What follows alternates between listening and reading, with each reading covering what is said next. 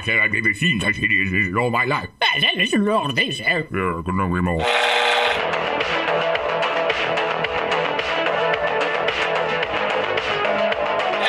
Like a furry torpedo to the jugular. This is Honey Badger Radio. Radio with money.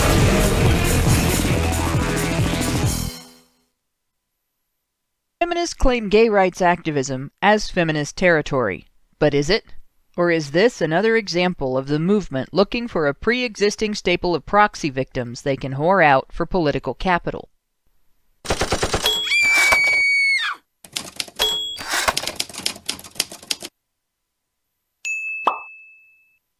Last week, we took a break from examining feminist lies to give our readers a much-needed legal update.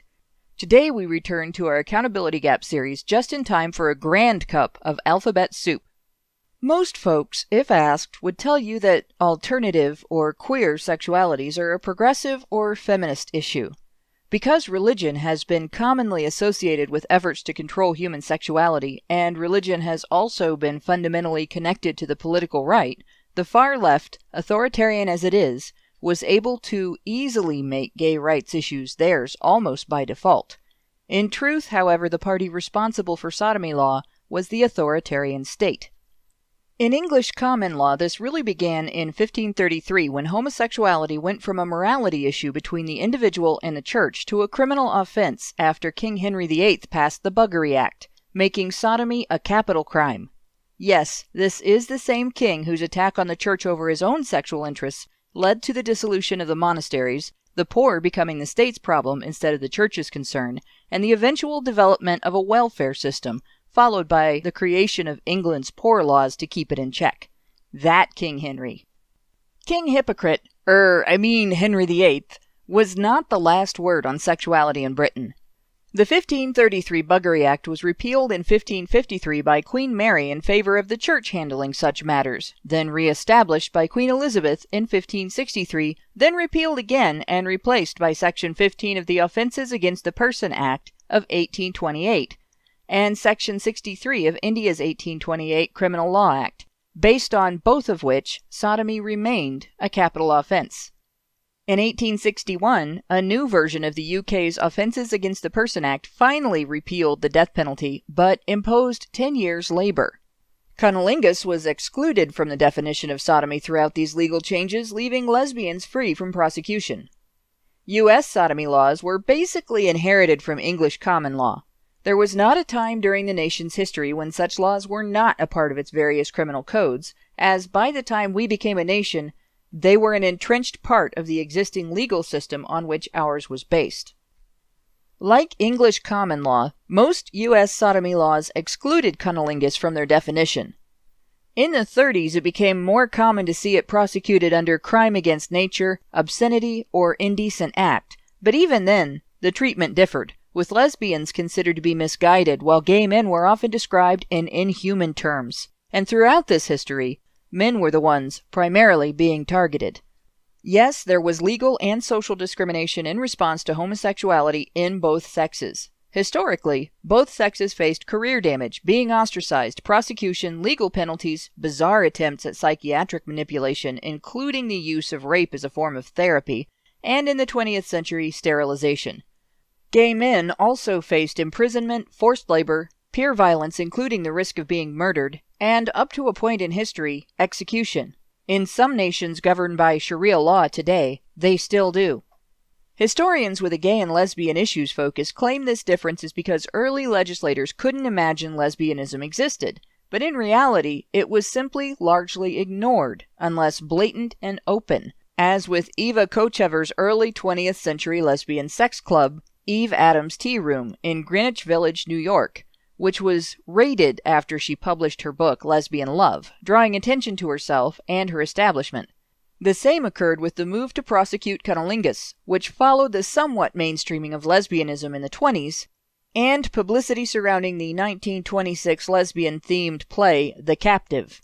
Prior to the 20th century, gay rights activism had been scarce and was really not public due to the risk of being arrested and up to a point possibly executed for simply admitting one's sexuality.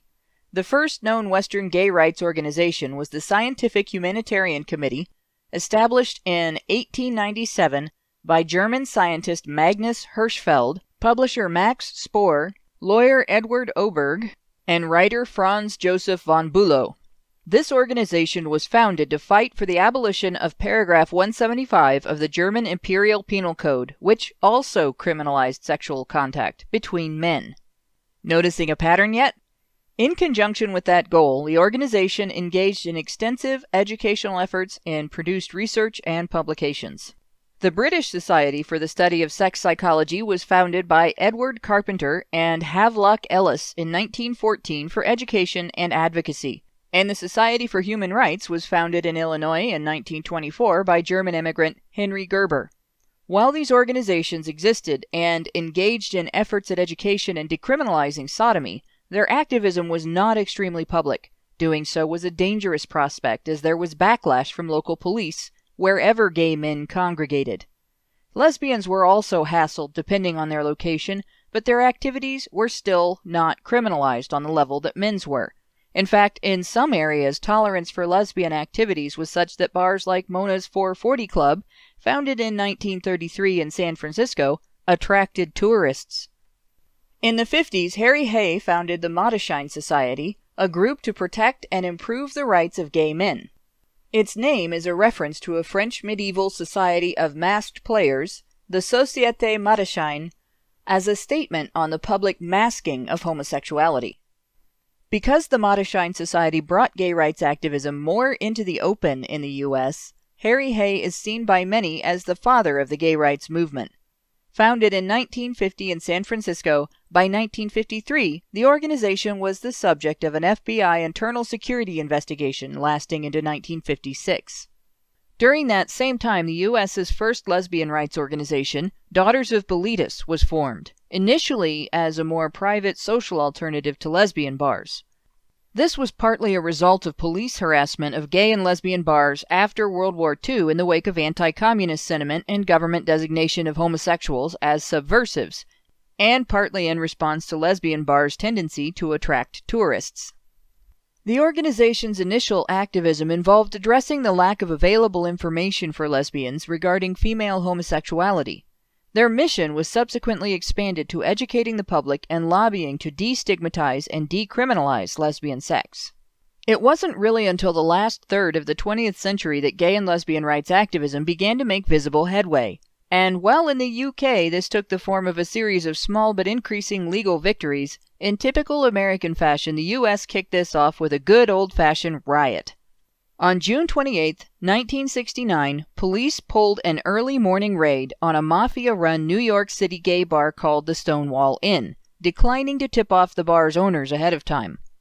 They entered with a warrant, and in addition to making arrests, began roughing up patrons. For once, bystanders did not disperse but remained on site, becoming increasingly irate.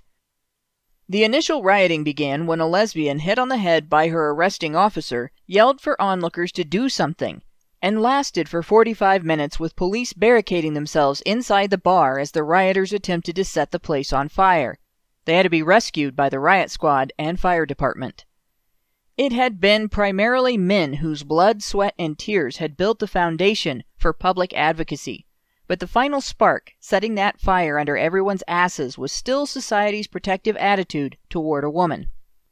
5 days of protests followed, galvanizing gay, lesbian, and trans activists, leading to more open public activism and the creation of numerous gay rights organizations.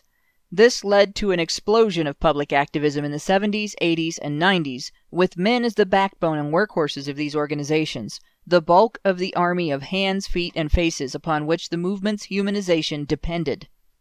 The movement fought sodomy laws state by state, won funding for AIDS research, brought about changes in military policy, lobbied anti-discrimination law and policy into place, and led society to an understanding that has, for many, made coming out of the closet pretty much anticlimactic.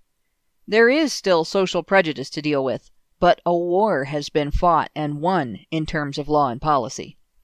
The gulf between the needs behind gay rights activism and lesbian activism in the West, not the least of which was that stark gap in compassion, is not inconsistent with the rest of the world, in that laws criminalizing same-sex intercourse primarily target male couples, therefore making human rights activism in this arena primarily about removing the bullseye from gay men's heads.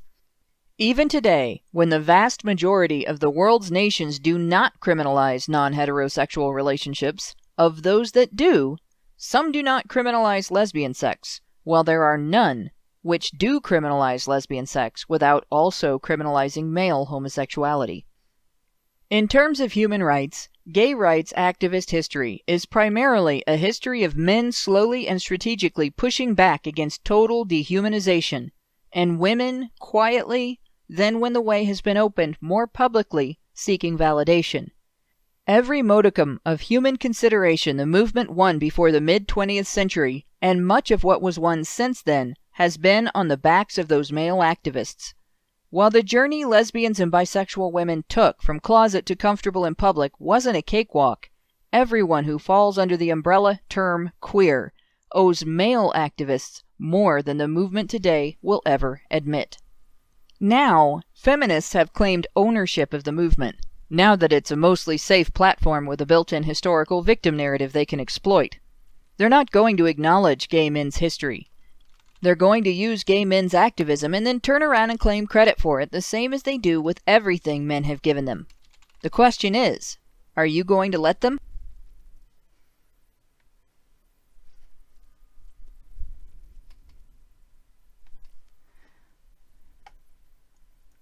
Hello and welcome to HBR Talk 25. Accountability is totally gay. A couple of reminders. If you want to join the chat on YouTube, please go to the HBR Livestreams channel. If YouTube is experiencing platform malfunction syndrome and won't let you listen, we're also on Twitch and Facebook. If you want to be sure you'll always be able to catch our live streams, even if YouTube decides to throw us in the gulag for wrongthink, or if you want to catch our show in its audio format, remember to go to badgerfeed.com and register to receive notifications. Also, we do have a fundraiser up to get our witnesses back to the courtroom for one more round against our opponent's fancy-schmancy New York lawyer. You can find it at feedthebadger.com as the featured project.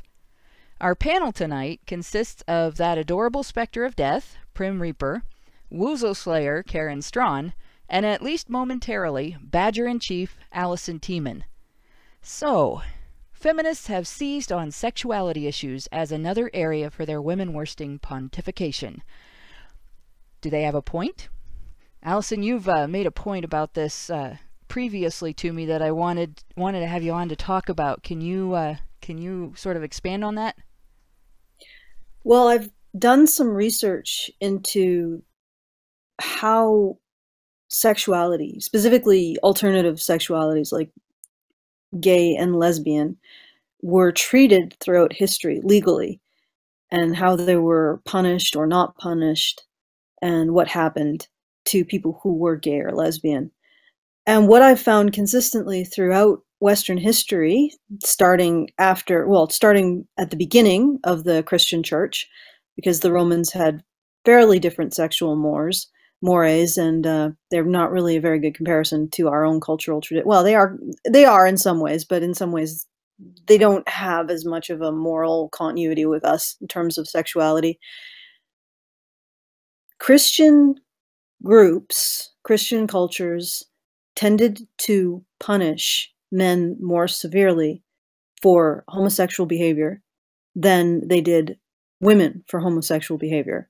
In fact, a lesbian could escape pretty much all forms of punishment that a gay man would be subjected to, unless, and this is the one factor that would lead to a lesbian being subject to a capital punishment, which would be hanging. The one thing that she could do would be to deceive another woman into marriage. Now, it seems pretty remarkable that in the Middle Ages, one woman could deceive another woman into marriage, but apparently there was, I guess, sexual expectations that they still maintained a certain amount of modesty. They didn't really look at each other when they were naked. So she would essentially, the lesbian trends the lesbian woman, we don't know if they were transgender, but the lesbian woman who was pretending to be a man and married to a woman would probably use some form of a dildo to ape the sexual act, as it were. And if she was caught out, it would be quite common for her to be killed for that, but only if she engaged in this kind of duplicitous behavior with a woman and basically married a woman who didn't know what she was getting into. Otherwise, lesbians didn't receive any kind of punishment, and certainly not the same level of punishment that gay men received in Christian nations. One particularly notable thing is Puritans in North America. When a man was found to have committed sodomy, they would whip. They would usually engage in whipping, possibly branding. I'm not sure. I'm doing some research. So far, I haven't seen any cases of being hung, but it was pretty severe punishments. And the one case that I've read of 2 Puritan women being found out to have engaged in lesbianism, they were charged with lascivious acts because they did it in public. And I believe one of them had to write a letter of apology. So there was sort of a significant difference in how Puritans, for example, approached punishing gay men versus gay women. And I mean, I've read some other aspects of how Puritans punished men and women. Of course, there's a lot of scholarship that really is groping for female victimhood when it comes to Puritan sexual ethics. But from what I've seen, it was generally men who were punished more severely than women in Puritan societies for sexual transgressions. In fact, in one case of adultery, the husband who was cheated on by his wife was also punished. But what's interesting is they took that case where the male adulterer was punished. He was whipped. And then the female adulterer was punished, and she was also whipped. But because she had to wear a B on her shoulder, which I believe is just like an embroidered mark on her shoulder, she was considered to be more punished than the man that she had adultery with. But they completely ignored the fact that the husband was also punished and said that that was an indication that Puritans punish women more harshly than men. And so I see this a lot. It's not just gay men and gay women, a differential in how they're punished in Christian nations. It's also a differential in how female sexual malfeasance is punished relative to male sexual malfeasance. And like I said, there's a lot of literature out there that will argue that women were more punished in Puritan societies, but they're doing things like that. They're completely omitting or ignoring, and they're not making apples to apples comparisons. So I'll hand it back to you, Hannah. I did absolutely my best effort to try to find the book that I was reading that was about lesbianism in history. Unfortunately, I'm still looking for it, but there is another book. I believe it's called Medieval Homosexualities. And just a sec, I'll get I think it's Boswell would be the author, but I can confirm that. Anyway, back to you, Hannah.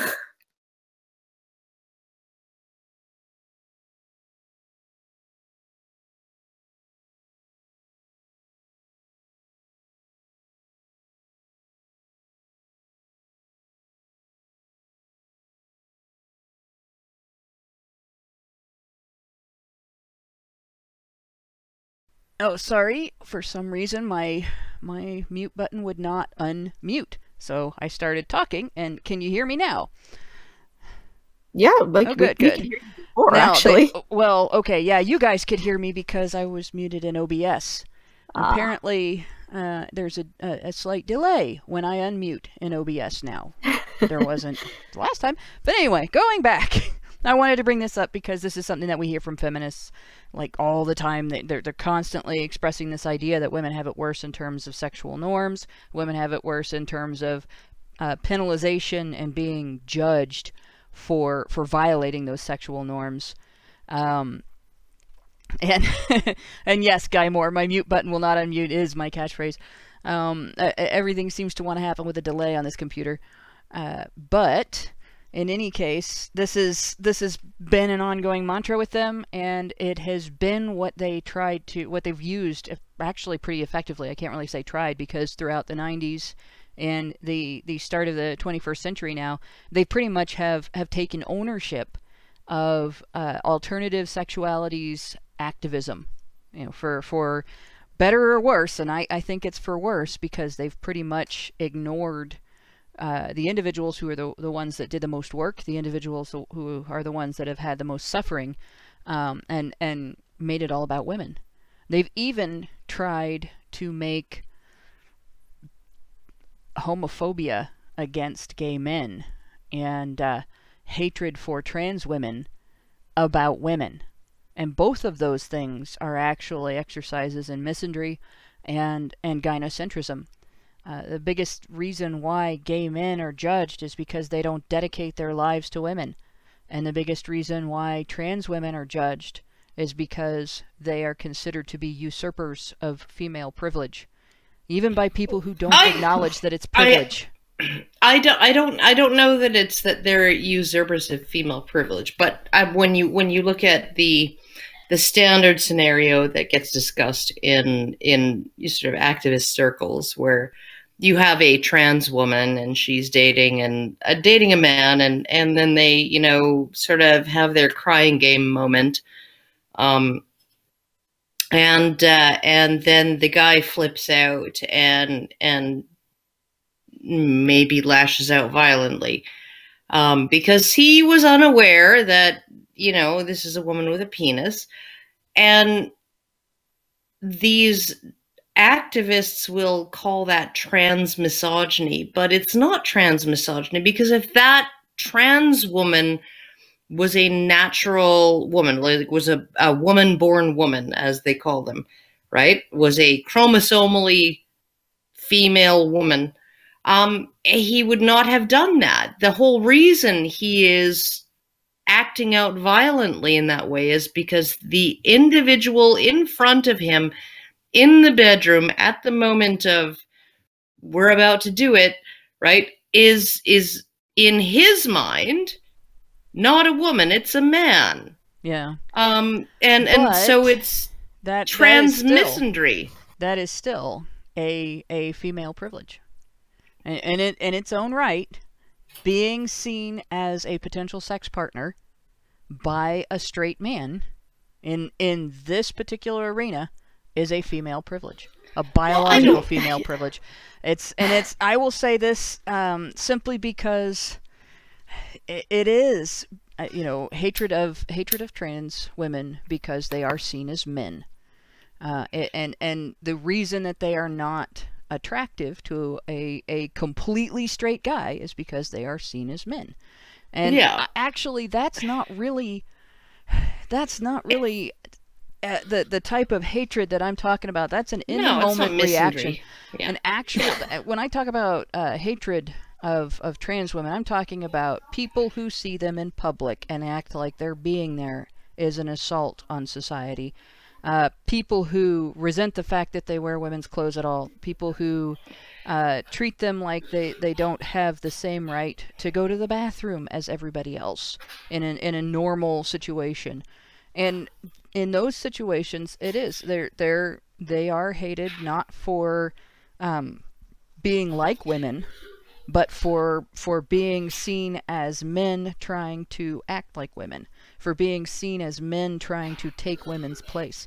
And TERFs actually, their whole thing is, you're invading women's spaces, you're invading women's rights, you're taking women's resources. It's all about. So it really is. They have misandrous. They have this weird. The TERFs have this weird thing that trans women are attempting to infiltrate in order to rape. Yeah. Right. And trans men are essentially doing the full bore sleeping with the enemy thing.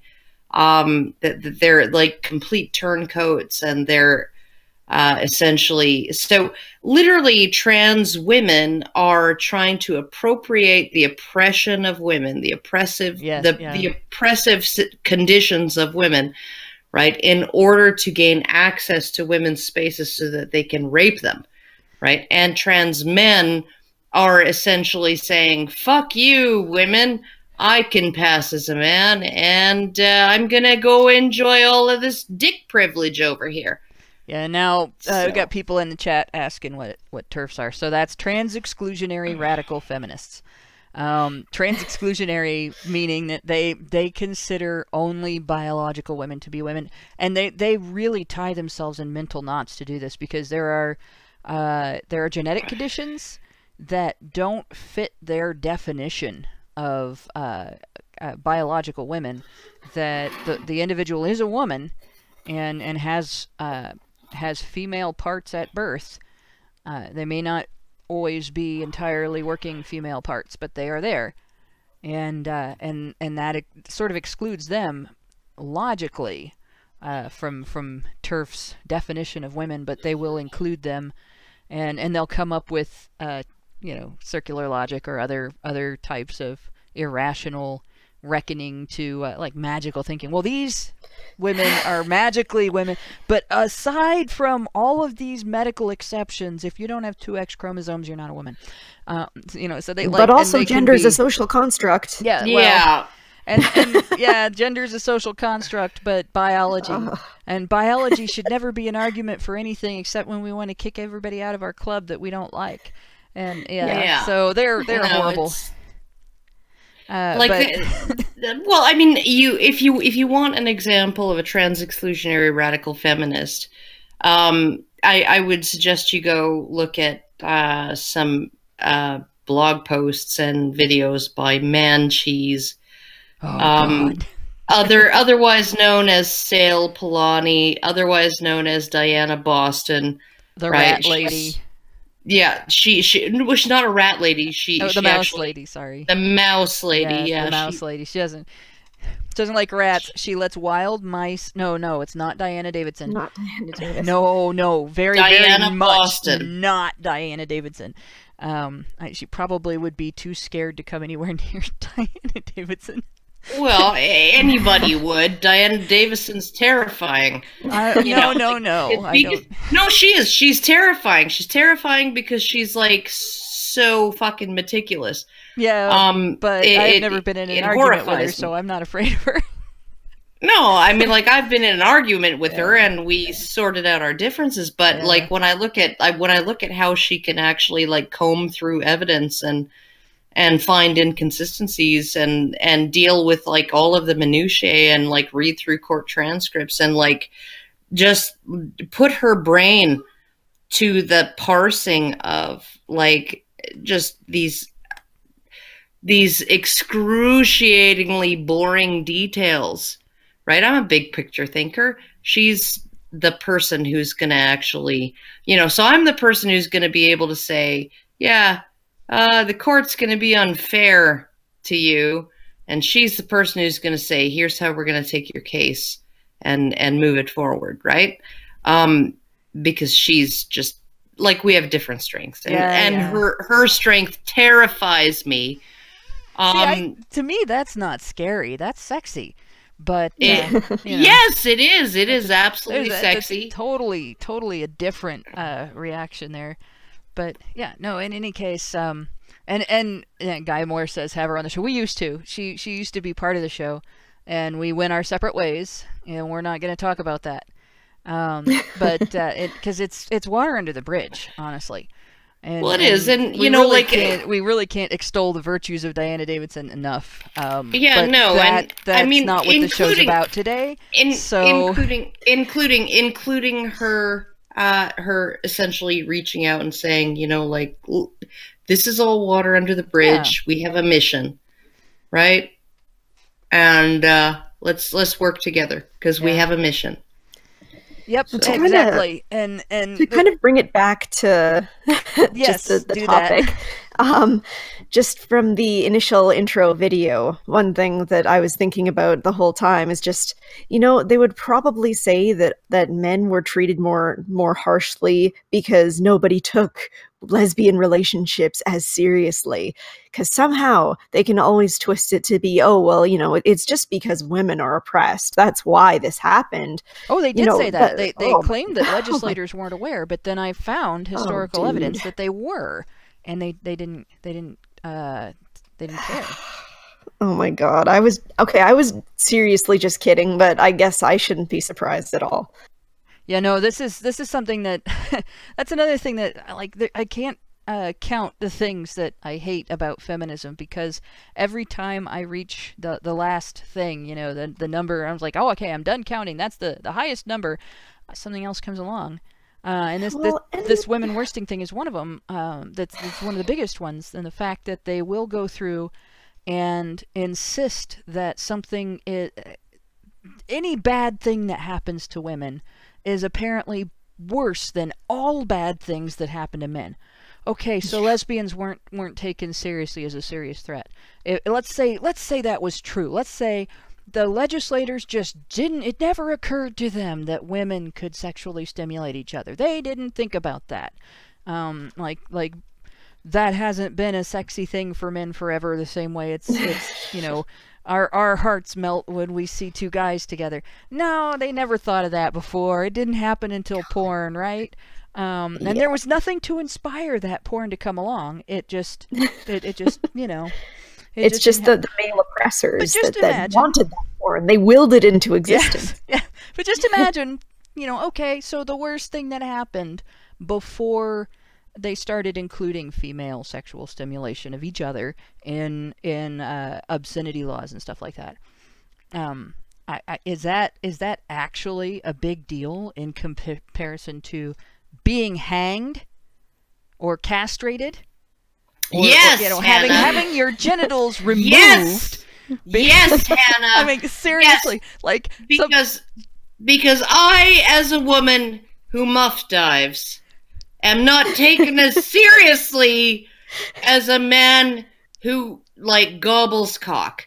Okay, and so because of that, yes, he's hanged, and I'm just allowed to be everybody's eccentric aunt.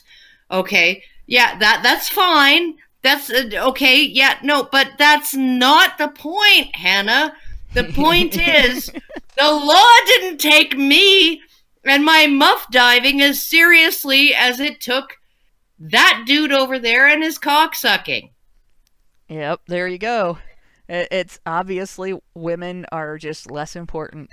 And the funny thing is that they keep trying to take the cause of gay men under their wing, and all queer people, and yet there was recently that article, why white cis gay men should check their privilege, and how gay men are too privileged now, so we shouldn't pay attention to them anymore. But yet when it's convenient, no, it's totally a feminist issue. It's what's fucking hilarious? What? You know what's fucking hilarious? There was a thing during the second wave called the Red Stocking Manifesto. And it essentially portrayed gay men as misogynist.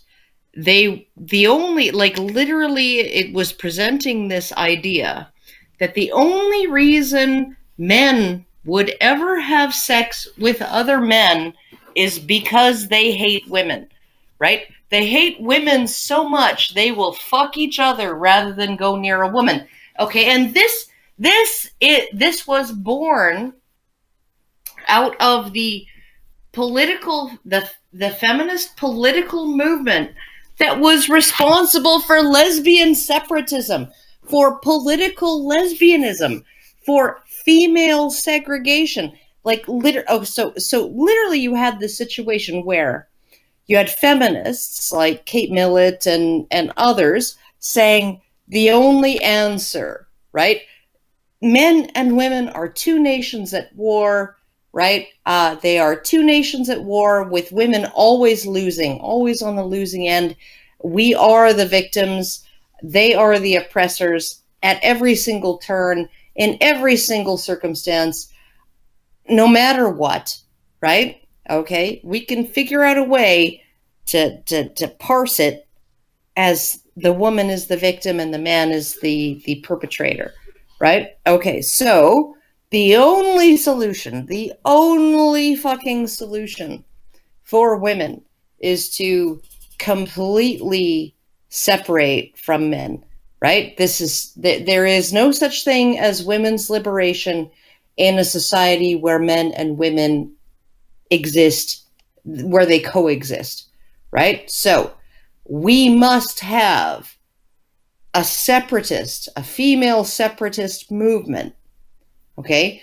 And women must live on their own in communes, and they must engage, right, in something called political lesbianism, which is, okay, we understand that you don't really like MUF and that you don't really want to dive into MUF, but, okay, if you fuck that guy over there, who you're actually attracted to, you're sleeping with the enemy. So what you really need to do is convince yourself to eat pussy, because lesbianism is the answer, right? And like the hilarious thing is that Andrea Dworkin took heat.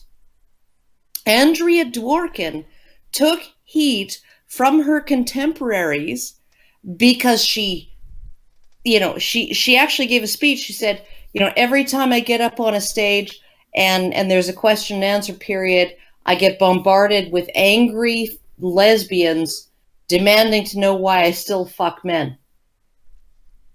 Oh God! Right? Okay, and I'm sorry, but I'm no, didn't realize there were men that would actually fuck Andrea Dworkin. Yeah, but or women who would be mad that she's fucking men. Like, but this is the part of the movement that wrote the Red Stocking Manifesto, which was essentially casting gay men as lesbian separatists, right? That these gay men hate women so much they see no other recourse than to fuck each other because women are just like disgusting, right? But that's not what gay men are about. It's not what gay men have ever been about, right? That's what lesbian separatists, political lesbians were about. So it was like a whole huge fucking project in projecting, right? It was a whole exercise in projecting their own fucked up psychology onto gay men. And we somehow wonder, why is there this bizarre unhealthy relationship between feminism and gay men? I don't understand where it might be coming from. I was gonna say that political lesbianism seems like the least sexy thing that I can imagine, but then you talked about women being angry at Andrea Dworkin for still fucking men, and then I was proven that there is something more disgusting. Well, okay, here's the thing, John the Other, right? I'm sure that everybody who's listening, who's been in this for any length of time, would know who he is, right? He was actually discussing with me before he met Diana, notably, that he was thinking about coming out of the closet as politically gay. Not because he likes men, not because he wants to fuck men, and not because he would ever fuck a man, but he was thinking, like, sauce for the gander? Is there such a thing as politically gay? Right? And so he was considering it as like sort of a strategic move, and I'm thinking about it, and I'm thinking, like, there literally are women, and there have been women who have been in domestic violence shelters, who, like, straight women who have gone to domestic violence shelters in the 80s and 90s and have been coerced into sexual acts with the female staff there. It's because kind of, I don't even know what to say to that. That's not, no, it's because, you know, feminism is about a rejection of it's not about a rejection of the masculine. It's about a rejection of any kind of cooperation or cooperative contract with the male. You know, that what you just talked about, that's something that actually should be investigated. And it's probably not going to be because those shelters are so protected. But I wish I could say it was a surprise, but it's not a surprise at all.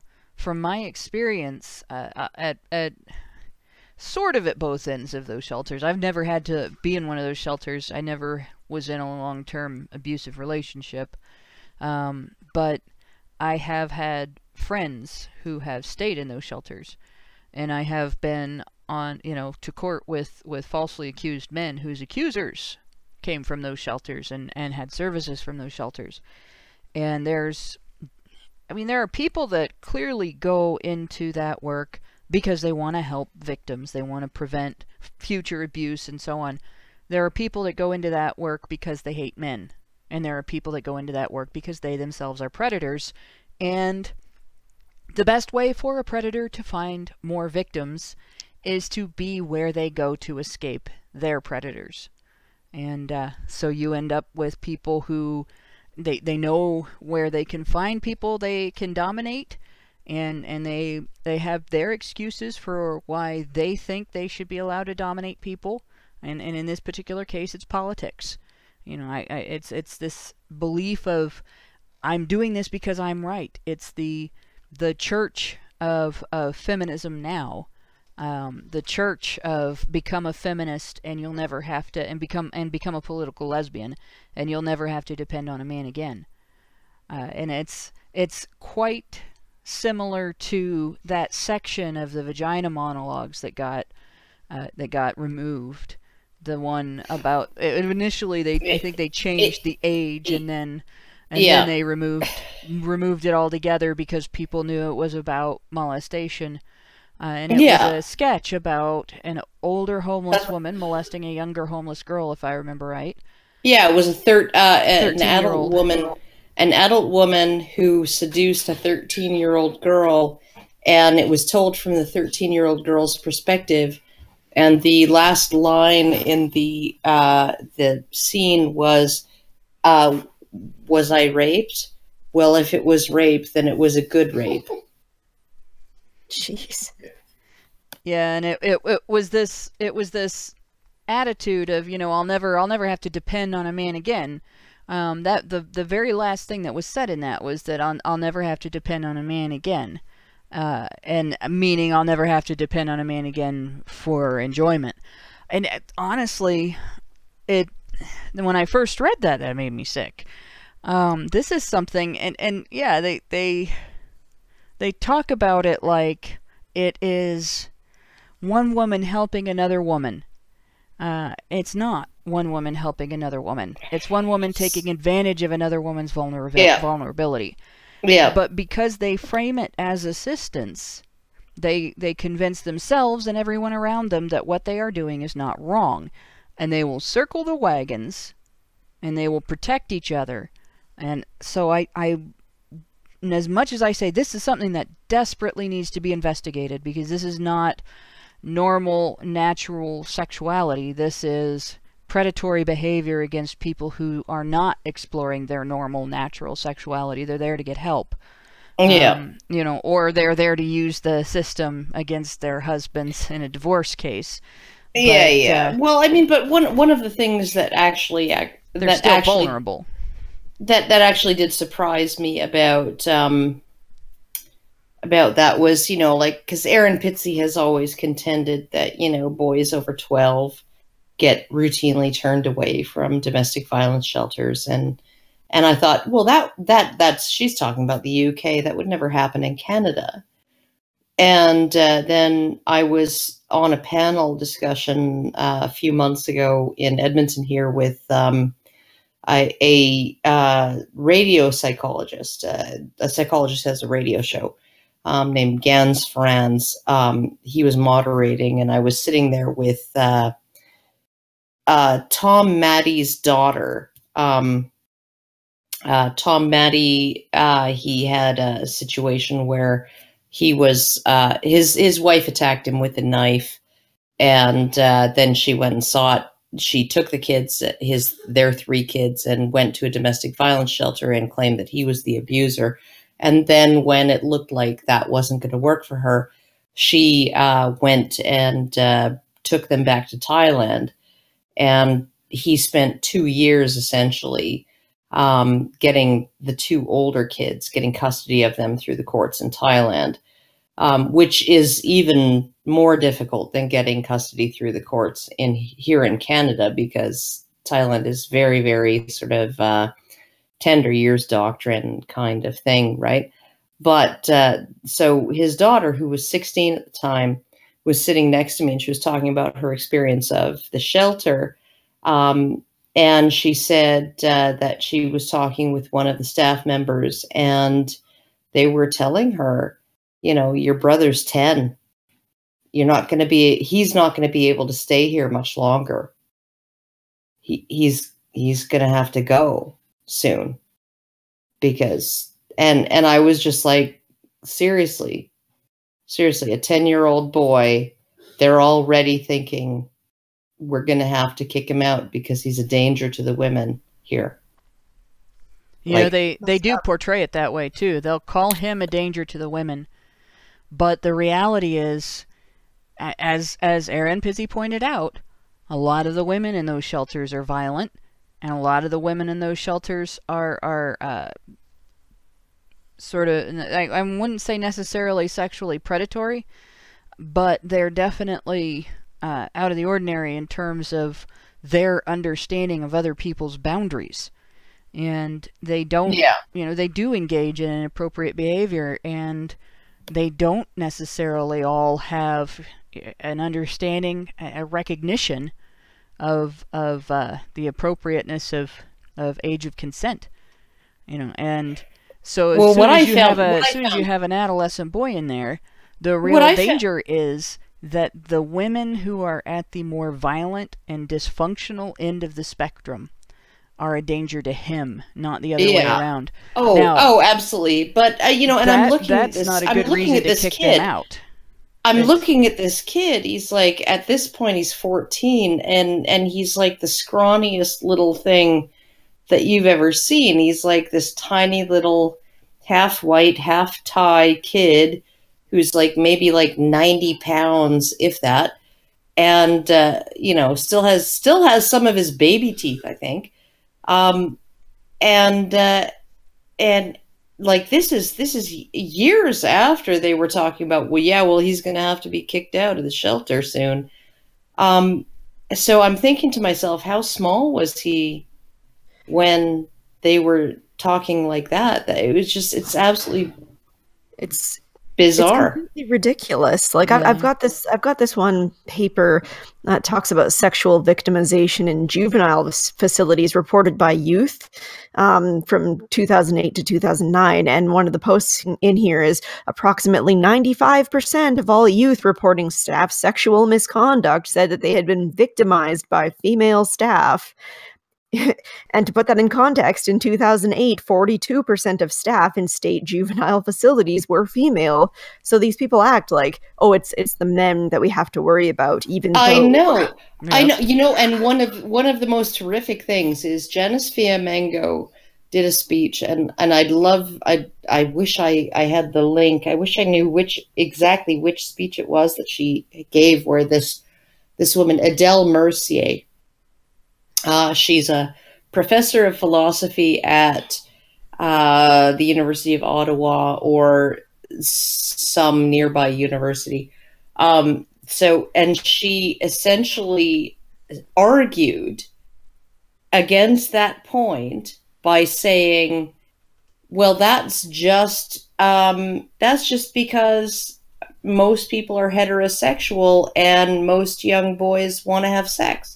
Yeah, I'm surprised that feminists didn't jump on her from the most people are heterosexual standpoint. Now, we did actually have a whole exchange with her. She, in fact, threatened to sue A Voice for Men and Allison over that, and I'll try to find that information and put it in the low bar. But she literally said, have a whole set of videos. She literally said it's just a reflection of heteronormativity. She actually. She got worse than that. She actually got worse than that. She accused the boys of seducing the staff. Yes. So it goes right back to that problem of society treating sexual dysfunction and sexual misconduct worse when men do it, to the point of where women are doing it, they will blame the victim for the misconduct, and they will accuse the victim of seduction, when in fact the woman has all of the power in that situation. I mean, here you're talking about a captive situation. But I want to go on from that to there was an article written by we used to have several articles by Thomas Elland, and I don't think he's actually written for us in a while because we've been out of contact with him. But this one, yeah, I got it here. Faggots are officially out of the progressive stack on the Honey Badger Brigade blog, and we had mentioned before about the fact that sort of gay men's issues are being trampled in this women-worsting effort by feminists having taken over the sexuality issues discussion. And right in the middle of it, because he talks a little bit about his history and a little bit about the way he sees being gay. He's gay, and a little bit about the way he sees being gay and his experience of it. And then he goes on to the two paragraphs that I wanted to point out, or the couple of paragraphs that I wanted to point out. He says, the event that led to this discussion was the massacre of 49 people at the gay club Pulse in Orlando. After thousands of pages of legislation to discourage hate crimes, I and other cynical assholes were quieted. There is an enemy that hates homosexuals more than anything, radical Muslims, also known as more than half the worldwide Muslim population. So I kept my fucking mouth shut. I cried for the victims and their families, and I waited for the response. After all, this was the tipping point. It had to be. A Muslim radical had killed 49 people for being in a gay bar, the largest hate crime against gay perceived, and in parentheses he says, I'll explain why I use that term in a minute, people, and the deadliest mass shooting in U.S. history at that time, obviously. All those laws, all that liberal outrage was nowhere to be found. First, Obama talked about the shooting without whispering the words Islam, Muslim, or even homophobic. Then Hillary stated just how peaceful the ideology that led to the death of all those people was. Then the media swallowed and regurgitated the most fucked up batshit crazy reasons why this Islamic terrorist attack wasn't Islamic. Amanda Marcotte blamed toxic masculinity, despite the fact that most of the victims were men. Others blamed Islamophobia, ignoring the imam who 3 weeks prior to the massacre had called for the death of gays in Orlando. The guilt trip took a turn and went to good old-fashioned Christian bashing, because when a Muslim kills 49 people in the name of Allah, that's totes on the Christians. But the worst one, to me at least, was the attempt of making the shooter gay. Many major media sites cited how he had visited the club before and used Grindr and other gay apps. Apparently the entire media doesn't understand the concept of scouting. Or they do, but they wanted to make him gay. They wanted him to be a closeted faggot with a conservative Taliban whore father whose internal struggle led him to commit this attack. Let me correct something here. I've been closeted. Nearly all gay people have. Why didn't I or any of the millions of closeted gays commit a mass murder? Oh, also the FBI released a statement declaring there's no evidence whatsoever that Mateen was gay. So if we take apart the media narrative, all of the factors they covered can be traced back to huge groups of people and made into a moot argument Except, of course, Mateen's religion, a religion that commands for homosexuals to be killed, something that's openly practiced in criminal law in 10 Muslim countries. And this is, he's talked about that in the article, and then he also talked about the fact that only the female victims were talked about. It was constantly touted, all these women that died in this club, all these, all these straight people that died in this club. Oh, it wasn't about, homosexuality. It wasn't homophobia. Are you fucking kidding me? They were killed because they were in a gay club. So I'm a fucking KKK member. I'd go into a black church, right? I mow everybody down. The janitor was white and he took a fucking bullet. That means it's not a racial shooting. Yeah, it wasn't a racially motivated shooting. Like, give me a fucking break. Like, this really infuriates me, right? Because, there are things, like, Allison has said it. She coined the term Islamopolophobe, right? Yep. Okay, there are things about Islam that how it's portrayed in our culture that I take issue with, right? Particularly the, women worsting that Western media does with Islam, right? The women always have it worse. The women have it so much worse. The women are so oppressed. Their men are so horrible to them, right? And the men all just fucking sit around with their feet up like kings, like fucking like New York lawyers, and the women are all fucking scrabbling in the mud. That's how Islam works, right? Okay, yeah. No, it's not, right? But there are some fucked up things about Islam, some serious fucked up things, and some of them actually pertain to women, right? Islam's kind of, you have carte blanche to treat non-Islamic women however you want. That I don't like that, right? I think that's kind of fucked up, and I don't want it anywhere near me or my daughter, right? But the entire idea that, like, what Muslims do, right? When they strap a fucking bomb to their chest and go and run into a crowd and yell Allahu Akbar, they are telling us what they're doing and why. Yep.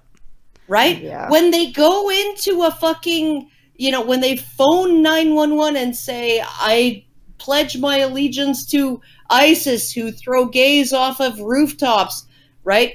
And then you go shoot up a fucking gay club, right? You are literally telling people what you are doing and why. And it's like the left is like, he just must not have been hugged enough as a child, toxic masculinity. Yeah. It's like, I have to figure out something, he literally told me what he was doing and why, but I think that if we really look at it, we can figure out some way to blame it on white Western culture. Oh, right? I know. It's because he had access to, which gun is the one that they keep saying? AR-15. Yeah, the AR-15. All I could think of was the older machine guns. But it's because he had access to an AR-15, but he didn't use an AR-15. Mental health. Well, it doesn't matter. He still had access to one. That's what caused it. Well, mental health, sure, right? Mental health, I'm happy. I'm happy with people who are anybody who fucking opens fire on a crowd of people for any reason whatsoever. There's gonna be a mental health issue going on there, right? Yeah, and it might not be exactly a revelation. Right. It might not be a chemical mental health issue. It might not be I have an imbalance in my serotonin and norepinephrine and my dopamine. Dopamine, that's it. You know, I might not have some kind of weird chemical imbalance. I might not have paranoid schizophrenia. Or you might have a chemical imbalance with external causes, like bath salts. But I might actually have a mental health issue in terms of the fact that I've been radicalized, right? And radicalization is not something that's just about Islam. It's, you know, like it happens on the far right, it happens on the far left, it happens, you know, like it's something that happens. It's a form of, I guess, brainwashing, ideological a possession is how Jordan Peterson calls it, ideological possession, right? Where you go all in, right? And so whether you're like a Raelian or whether you're like freaking drinking Kool-Aid and killing yourself because you expect that fucking spaceships are going to come and pick you up and take you to heaven, whatever, right? There's something there that just ain't right, because you've been able to be indoctrinated into a way of thinking that isn't good. Right. That doesn't have that isn't positive for you or for others. And so essentially, like, it is a mental health issue. I do think it is, but at the same time, you can't just say, oh, well, you know, it's because of white male privilege that, you know, brown Muslim men are fucking lighting up gay bars. Like, what? Yeah, no, you really, really cannot. And I think what Thomas really brought home was the fact that to the progressive left, to feminists, to identity politics ideologues in general, gay men are nothing but a trump card that they can throw down. Look, gays, homophobia, you know, violence against gay men, hate crimes, and it stops the conversation, or it forces the conversation in a particular direction. And the way that he described it, another paragraph here, says, you don't hold loyalties to a slave, and a slave shouldn't expect any. The liberal establishment managed to pull a trick on us, making us think that we would be able to remain as decisively distinct, a decisively distinct community while becoming part of the mainstream, too. You can't eat your cake and have it, no matter how many poor Christian bakers you sue. Obama, Clinton, they didn't see that people that horrible night. They realized they were either going to lose a knight or a queen, and they, of course, chose to lose the knight. And that's the situation. When they talked publicly about that incident, they sacrificed the gay rights issue of somebody walked into a gay club and murdered people for being in a gay club in order to cover up the issue of that person was a radicalized Islamic extremist, because that was a more important card for them. And so they decided, and that's why he titled it "Gay Men Are Officially Out," or "Faggots Are Officially Out" of the progressive stack. This is basically it. Gay men will be touted as a progressive left issue, as an identity politics issue, as long as they are useful to identity politics ideologues. And when they're done, when you're not useful anymore, you become trash and they throw you away. Wasn't it like a month later when Rose McGowan essentially said, like, you know, gay men have male privilege and therefore, you know, they're out of the progressive stack? Essentially, yeah. Mm-hmm. You know, they still have, you know, they still have all of the conditions that straight men have, except they're gay. Well, you know what? Yeah, they fought hard to be seen as having the same conditions that straight men have. They fought tooth and nail to be treated like human beings for hundreds of years after the state took over the church's opposition to their sexuality, and died for it. And there were gay leaders who were killed for being who they were. Well, just have to wonder, like, why, when you actually look at the, you know, they were the workhorses of the LGBT movement. They absolutely were. But one of the things too is that, you know, like it really is like when I was on the agenda with Steve Bacon, on a it was a discussion of white privilege, which is not my area of expertise, but I did my best as the only person remoting in and who couldn't see anybody else and fucking had no clue what was going on. But I did tell the Black columnist, Desmond Cole, there's no such thing as driving while Black. It's driving while Black and male. And he said, you know, you're right. You're right. My mother and my sister would never be pulled over for driving around in a nice car or in the wrong neighborhood. Right? But I still think they have it worse as women. Yeah. And of course. But you know, when gay men decided that they wanted to take on all of the norms of masculinity within the culture, I don't know whether they realized what they were taking on, because what they were taking on was, you know, lesbian sexuality is viewed the same way as any other woman's sexuality. It's benign, it's harmless, it might be distasteful. You might want to do something about that, discourage it, but certainly nobody needs to die, right? You might, you know, generate some cultural stereotypes about temptresses and Jezebels and things like that, right? But certainly nobody needs to die. But when gay men took on the public identity of being men, right? What were they taking on? They were taking on that identity maybe like 15, 20 years after the last man in the United States was hanged for raping a woman. Like, we literally used to hang men for raping women. Yep. You know, like decades, centuries before the feminists of the second wave came along in the 60s and 70s to tell us that raping women is bad.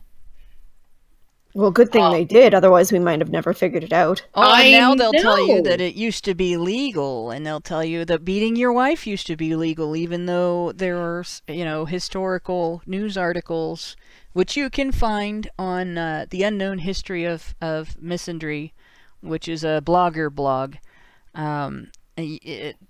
Articles of about judges and legislators wanting to bring back the whipping post for wife beaters, which means Teddy Roosevelt. Yeah, Teddy Roosevelt, one of the most popular presidents in American history, arguably the most, wanted to bring back the whipping post. Yeah.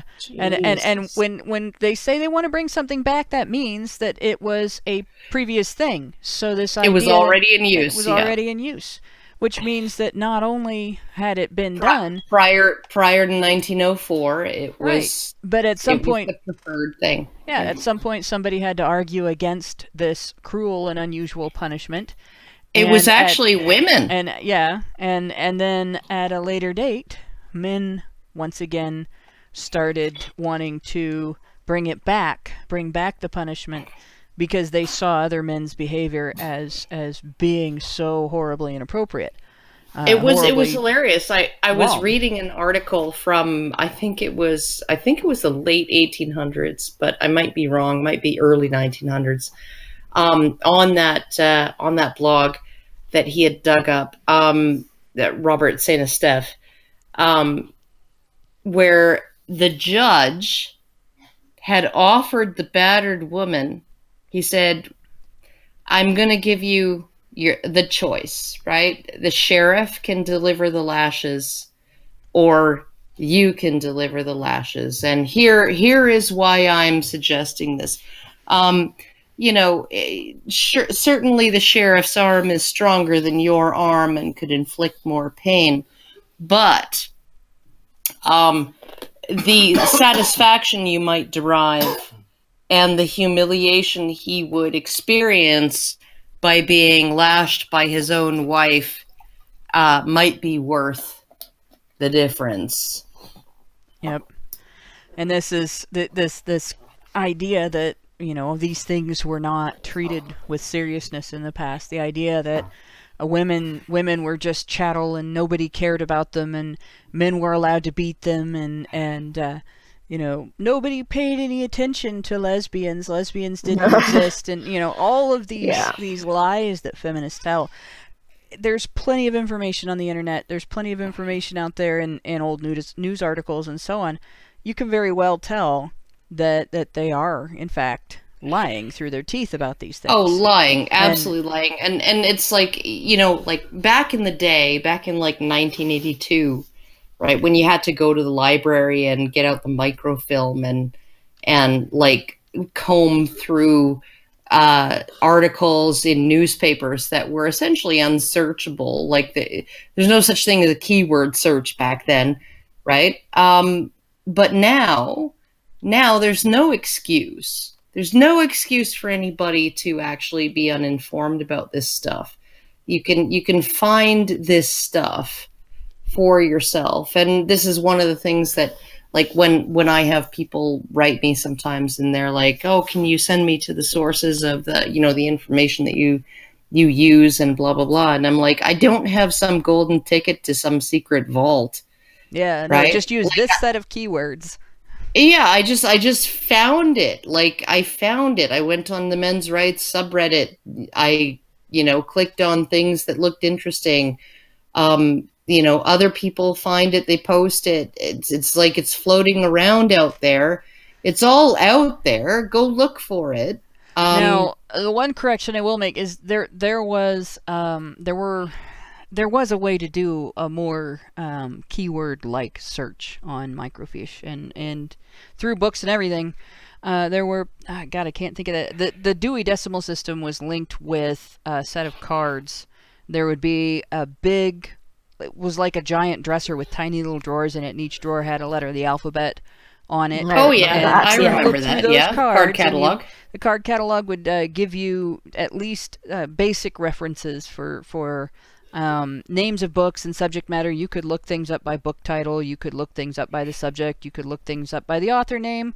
And when it came to microfilm and microfiche, you could actually find out, what kinds of stories were in various issues of periodicals that were saved on microfilm and microfiche. But you couldn't do it from your sofa. You couldn't. You couldn't find. And the other thing is, it wasn't like a Google search where if the word, like, say you wanted to look up lesbian rape. And news history, whether or not there'd ever been an article on that being prosecuted, you wouldn't necessarily look up lesbian rape in the card catalog and it would find every article that had the words lesbian rape anywhere in the text. Like Google searches are it would probably point you. It would probably point you to a situation where a lesbian was raped by a fundamentalist Christian who wanted to punish her for her bad sexuality. If it was the topic of any of the literature in the library, which it probably wouldn't have been back then, but if it was the topic of any of the literature in the library, that literature might be listed. If there was an author with that name, obviously there wouldn't be, but if there was, that author would be listed. If there was a book title, that would be listed on the card, but you wouldn't necessarily see if there was a news article that talked about various types of sexual misconduct, and one of them was lesbian rape, and it was only mentioned once in the article. It wouldn't be on the card, most likely, unless somebody had gone through and read the article and then said, that needs to be on this card, and then added it. So it was, in comparison to Google, Like, it would be very frustrating to today's internet user to go back and use those cards having never done it before. But it was what we had, and it was very effective for the time. Yeah, well, and but it's that's still, a complete and utter digression, and I'm gonna go. I'm still frustrated by it because Google does weight the results based on what people are actually looking for, and so if you Google domestic violence against men, what you're going to get is a whole bunch of articles about domestic violence against women. Yeah, Google doesn't. Google weights their stuff based on what they want people to read, based on what people are looking for. Well, no, it's come out that they weight they actually hide. In fact, they do hide the Honey Badger Brigade blog. If you do a Google search for any of our articles by title, and you haven't looked it up before, you probably won't see it on the page. You can like put it in quotes and everything, and it will still not come up first. And I've actually had it say that it doesn't exist. It didn't have any results at all for articles that I've tried to find on our blog. So yeah, they hide us. They don't like us. But that's all. Like I said, off-topic stuff. I'm going to go ahead, since we are getting off topic more and more, I'm going to go ahead and just start reading the super chats. And they go all the way back to the beginning of the show. At the beginning of the show, Xeranx gave us $5 and said, the woman who deceived a woman to have sex with her with a blindfold, what happened to her? Now, I'm not sure what story he's talking about. Oh, that was in the UK. Is that the woman that had posed as a man on online dating? Yeah. Okay. And but they were actually, and here's the funny thing about the case, is that they were actually friends in real life, these two women, and then the one woman decided to pose as a man on social media and on dating sites to get this woman, and she'd said, "Oh, I'm disfigured," or something like that, and so I want you to wear a blindfold and blah blah blah. And I think she was actually convicted. If I recall, she actually did get a conviction and a significant sentence, at least comparatively significant. Like something that. Not necessarily as harsh a sentence that she would have gotten if she was a man, but certainly more than 30 hours of community service and a suspended sentence. So yeah. So she was actually acknowledged as a sexual predator. Yeah, probably because she took on a masculine persona, and so people could see her as a man. Yeah. Well, actually, that ties right in with what Allison said at the beginning of the show, doesn't it?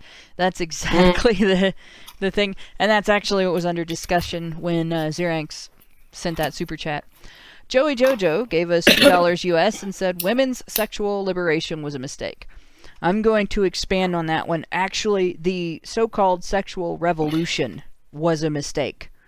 The sexual revolution, as the counterculture in the 60s and 70s brought it about, the free love aspect of it was based on this idea of separating physical sex and loving each other as human beings from falling in love and developing an emotional and psychological bond with another person, as if you can just, fuck people and then move on and not have any potential repercussions. And the idea of that, it sounds very attractive if you don't think about it too much, and you don't think about the fact that actual human beings are involved, and actual human beings get attached, and actual human beings have baggage that they bring with them into the relationship, and actual human beings change their mind about what's right or wrong in terms of sexual liberation, or in terms of sexual connections and sexual conduct, and then later regret their actions.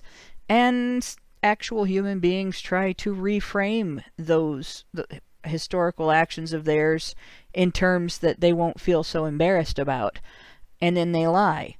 And because women are allowed to get, to lie, and when they do, men are held accountable for whatever it is they've lied about, that puts men in a significant amount of danger. So it was a bigger mistake for men than it was for women in terms of legal dangers. And the other end of it is we now have this epidemic of single mother households that are stuck in poverty, that the kids are trapped in poverty, that it becomes a generational cycle, and there's where it was a huge mistake for women. And of course it's a huge mistake for children. Chromosome Wizard brings up polyamory. My experience with polyamory, and this is first-hand experience, is once again, you're dealing with actual human beings who change their mind, and actual human beings who get very attached. And when you have one actual human being who gets very attached and another who changes her mind, you end up in a situation where your heartbreak is permanent. And I will say... No, don't interrupt this. Don't interrupt this. Okay.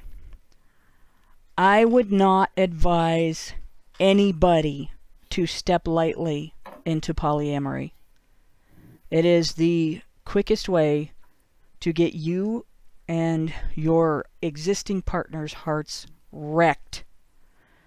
You want to make absolutely sure you know what you're getting into before you do this.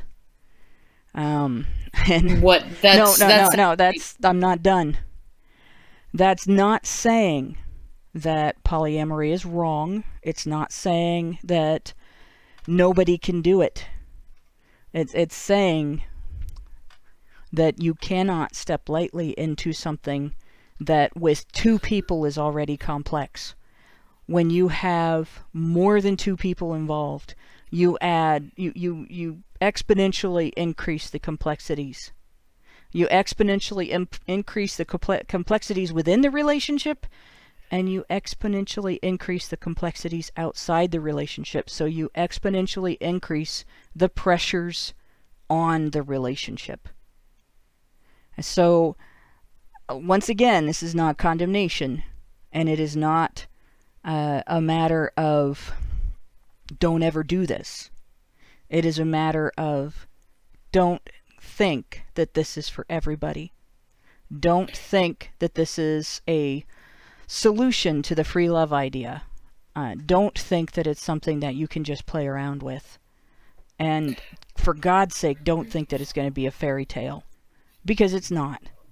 It can be, in the case of people who don't get jealous, it can be a wonderful experience.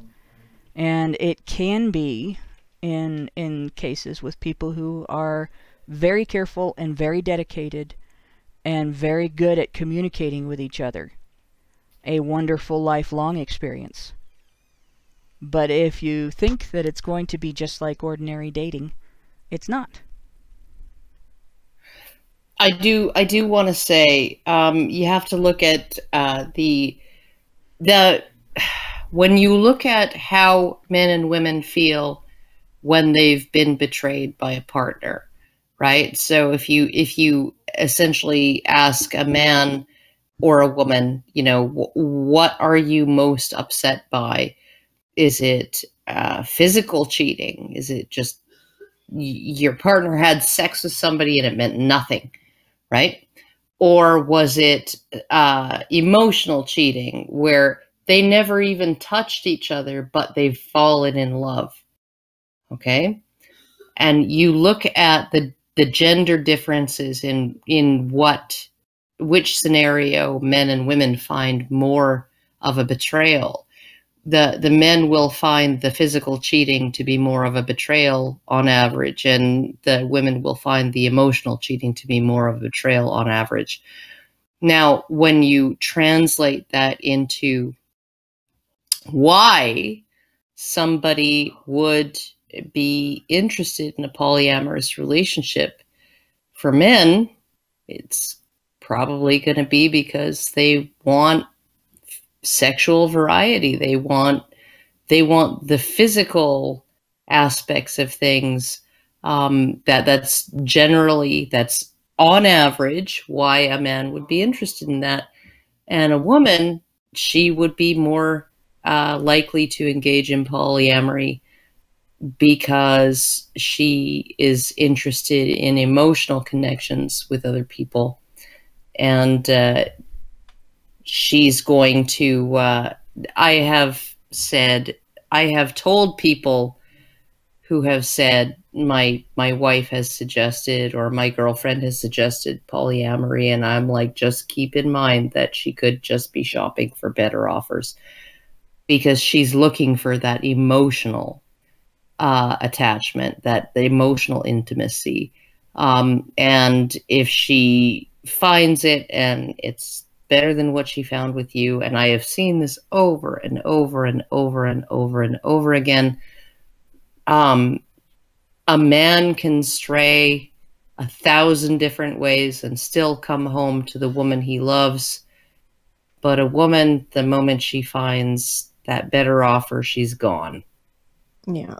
The one couple that I knew personally that went through that, yeah, she found somebody else, and then he also found somebody else, and they wound up in single relationships with two separate people. So yeah, none of that is my experience. But it really kind of depends on people's reasons. And sometimes it is for the reasons that Karen described. And other times it is one person in their relationship, or both people in the relationship are bisexual. And so they want partners of both sexes. Oh, that's fine. That's completely different. But are not interested in swinging or a continual stream of, one steady partner and a continual stream of side partners. That I consider that to be fairly dysfunctional, having a continual string of side partners. And it's the reason I say that is because you do form an emotional connection when you have sex. I would consider it inevitable. But it's still considered polyamory if you have a trio that are lifelong partners, or you have 4 people that make themselves lifelong partners with each other. That's still polyamory. It doesn't necessarily mean having partner after partner after partner. You don't necessarily have to have a situation where you're sleeping around, and there's 2 different very distinct sets of people there. The people that, this is one of the reasons why I say don't step into this lightly. There's the people that go into it with the idea that and that's an open relationship. Okay, so there's people that go into polyamory with the idea of using it as an open relationship.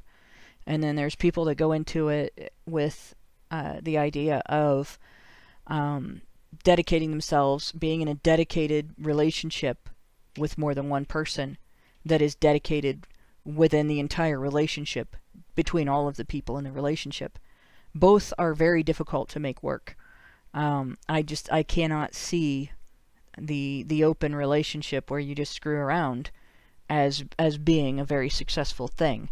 That would probably be the hardest thing to maintain, where especially in a straight relationship, because you have the other issue of women have a lot more opportunity.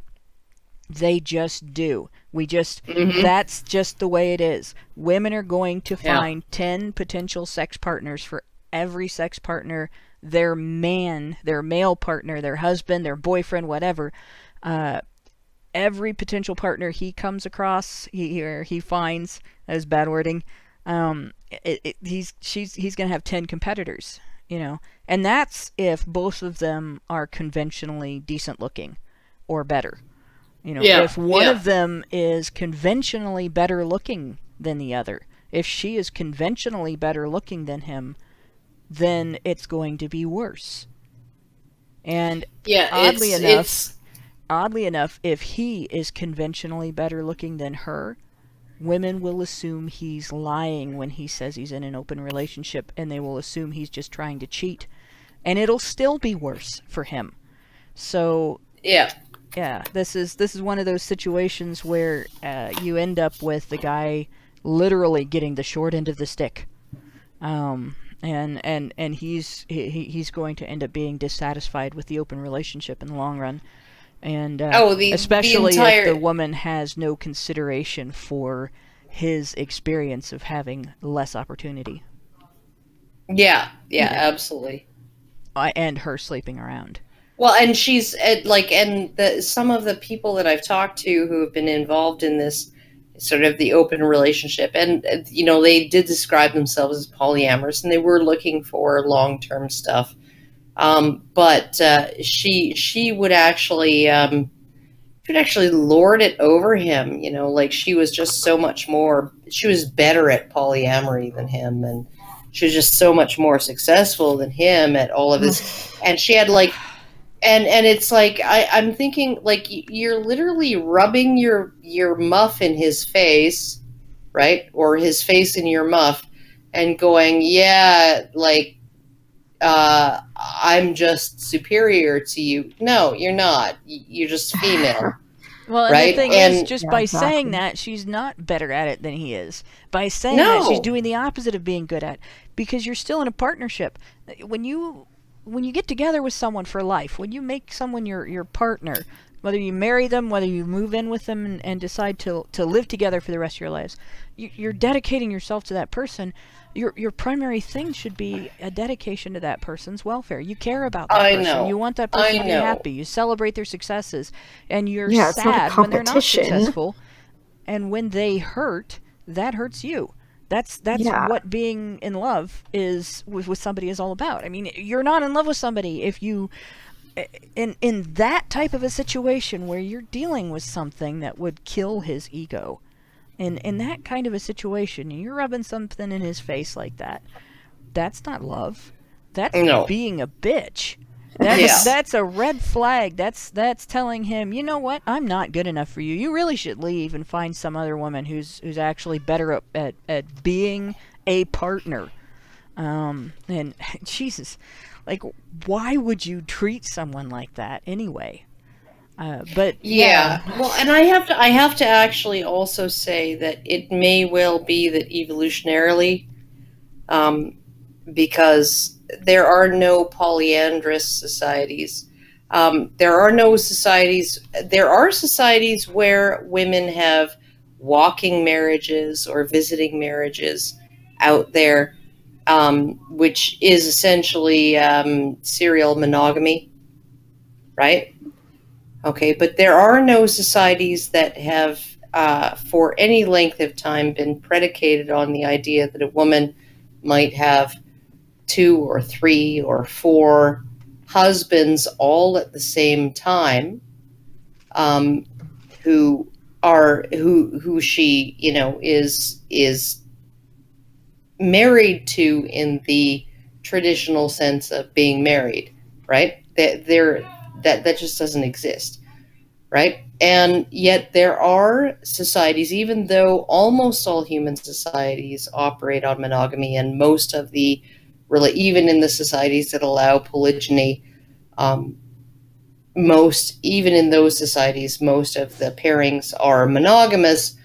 There is still some kind of evolutionary basis behind the idea of a husband juggling multiple wives, right?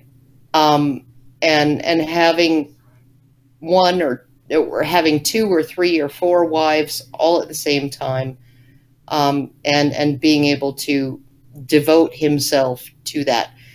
So in terms of how we have been prepared in our evolutionary history, we came from a polygynous species, and there has been polygyny that has transformed since we came from that ancestor species where all of the mothers were single mothers, and there was no paternal investment in offspring, and there was no food sharing with females, and all of that stuff. We have we transported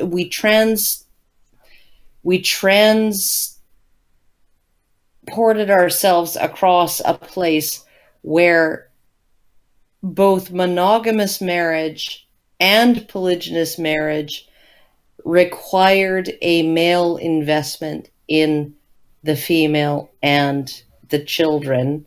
And we have a evolutionary footprint that actually says that there is such a thing as a man who can be married to more than one woman and love her and invest in her and invest in their kids and do all of those things. There is no precedent. There is no social precedent. There is no cultural precedent. There is no evolutionary precedent for the reverse. None. None. And that explains why the one polyamorous relationship that I know of that was successful for the long term was a man and two women. You know, straight man, bisexual woman, or bisexual women. Makes sense. And it wasn't, you know, it wasn't something that I couldn't tell you how it is now, but like, because I don't know, but at the very least at the time it was pretty obvious that it was very dedicated. It was everything that traditional marriage, that, you know, that I saw in traditional marriages, like actual traditional marriages, not neo-tradcon traditional. Everything that I saw was in that. It's just that it went three ways, and it was very much like an equilateral triangle. It wasn't something where, you know, one person was the side chick. It was everything, the responsibility in the relationship, the dedication in the relationship, everything went all directions. And that was like, you couldn't break that relationship down from the outside. I think, honestly, that, you know, like, heaven forfend, right? My guy meets some extremely attractive, maybe Latina woman who is really, really good at staying organized, and maybe she cooks and cleans and all of that. And heaven forfend, I would tell him, okay, well, she can sleep in between us in the bed, and that would be great. Does she do windows? Because the dog put nose prints all over our front window here. But I mean, like, I am not the jealous type. I am not the jealous type at all. So, like, I am perfectly fine with the whole idea of, in terms of men, sexual infidelity. It does not bother me. It just doesn't bother me. If I know you're emotionally here in this room, then it just doesn't bother me. I really do fall into that kind of, that female thing of seeing emotional cheating as more of a betrayal than physical cheating. But at the same time, right, don't take anything out of, you know, if you were going to do that, you better not be taking anything out of this relationship. It had better be something that contributes to this relationship in some way, right? And for me, at least now at this point in time, it would be like, oh yeah, no, if we could have like a live-in nanny, housekeeper, and, you know, personal chef who also like likes to have threesomes with us, that would be great. Right? Like, yeah. I'd be like fine with that. But like, I know how, at the same time, like, where are you going to find that? It's just not. It's not going to happen, right? Like, so this is the fantasy, but it's something that if it actually came into being in the real world, I could actually deal with it. But as far, like, I don't want to. Even as easy as it is to have sex with men, right? Like, I forget how I put it exactly to somebody, but I could go into any bar and whisper 5 seconds of dirt into any man's ear, right? And like 10% of the men in that bar would totally, at the minimum, 10% of the men in that bar would go with me. Yes, they would. They would. Yes, they would. You know it. I think you're underestimating. I didn't even whisper any dirt in your ear, and you were like all over me. So even with that, it's like, oh my God, like, what are they going to actually bring that, into the relationship? It's just going to be. This is why I say it's really not for everybody. This is something that it really isn't for everybody. And a lot of people like see it as a way to be, like I said, sleep around without being considered to be cheating. And so you get people that judge it based on that view, and you get people that go into it based on that view, and they're both wrong. And so the people that go into it based on that view, they end up, losing their relationships that they're in. And the people that judge it based on that view, well, fuck them. Just not literally, because they're already, they've already got bad ideas. But in any case, I'm going to move on to the next Super chat. Yeah. And say, let's see here. We have Uzi Patrol, who gave us US $20 and said, "Free the badger. Good luck in court." Thank you very much for that. Thank you. And then we don't need luck. We don't need luck. That's true. We got this shit, motherfucker. That's true. We don't need luck, but it's always nice to have it anyway. Oh my fucking God. Prim and I were in the courtroom. We were watching Allison lay down that fucking evidence, that fucking, like... Yeah, like, we don't have luck, we don't need luck, we have evidence. Yeah. Well, not just evidence. We have evidence put together in the most perfect way possible. Like, every single thing led to the next thing, and it was just like, it was structured in the most beautiful way.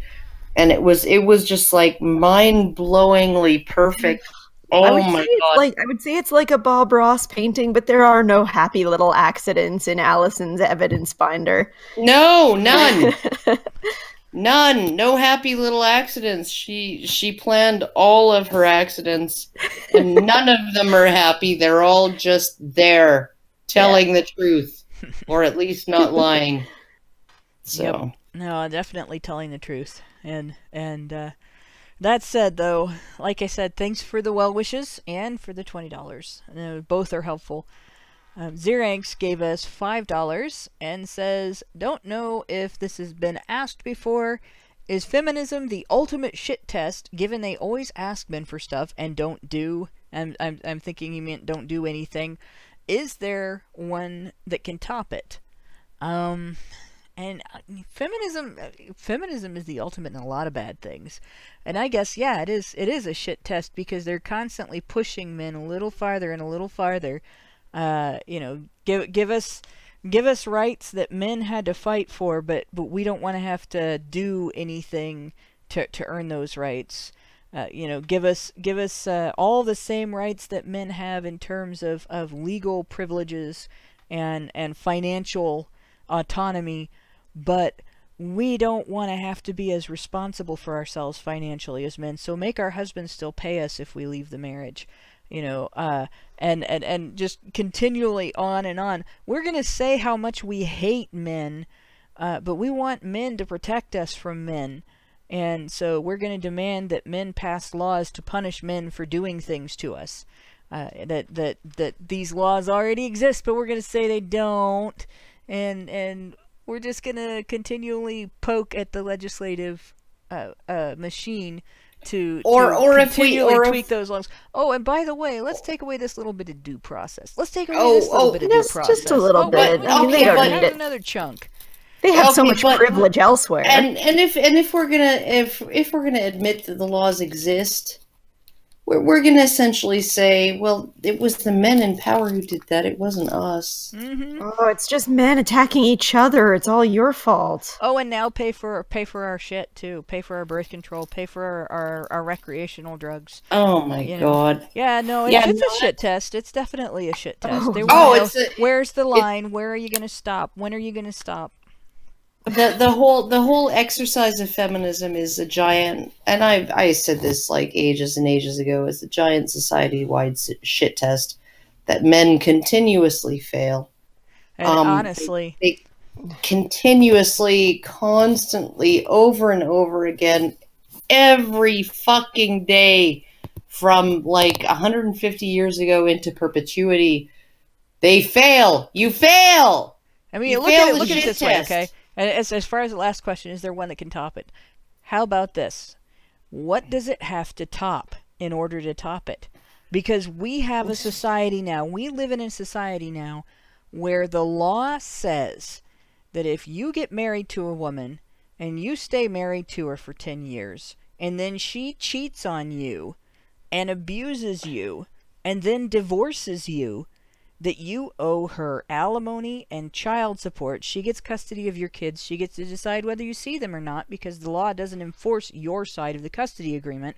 You will be deemed a deadbeat if you don't do everything that she wants. And you will be deemed the abuser if you try to hold her accountable for any of her actions. Oh, that's where we are now. And men have allowed that through voting in this legislation, through courtroom rulings and everything. That's been allowed, right? And they've asked for more shit beyond that, and it's being considered. What shit test could anyone come up with that would present something worse than she could take your children away and charge you money for it? How about she can destroy your reputation. She can lie about you in court. She can lie about you in public. How about if my boyfriend leaves the cap off the toothpaste yet a fucking again, and I decide to glass him over that, and then I'm like, yeah, no, I told him like 3 times. To put the cap on the people will point at you and say, "You go, girl." And so he totally deserved that shit. You know, like it really is like a guy that I dated after I divorced, before I met the guy I'm with now. He said, like, what the fuck is going on here? Why am I still paying for this bitch? Like, is she coming over to my house 3 times a week, cooking, cleaning, and sucking my dick? Why do I have to pay for her to exist? Yeah.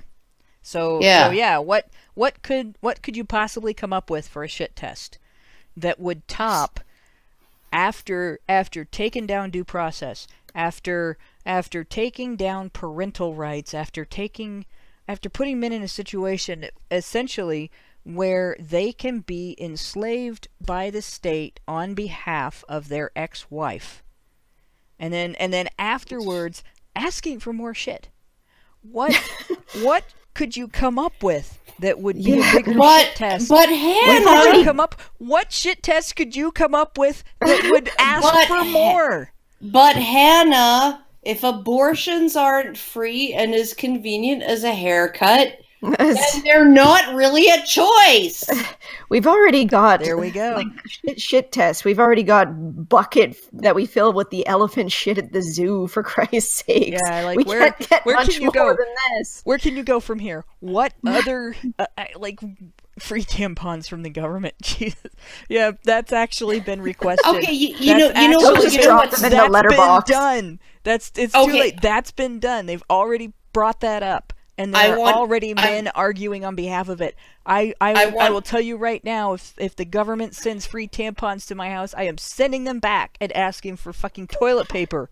Everybody at my house uses that. I want you to know, okay? I want you all to know, everybody who's listening, there is a beautiful, beautiful video by Noel Plum 99 called The Dishonesty and Duplicity of Christy Winters or something like that, right? Where he goes into the tampon tax, okay? Because the tampon tax in the UK is apparently this major feminist issue, because it is, tampons are taxed as a luxury item, and they're subjected to a 5% value-added tax, VAT, value-added tax. That value-added tax is just anything that's been processed or manufactured.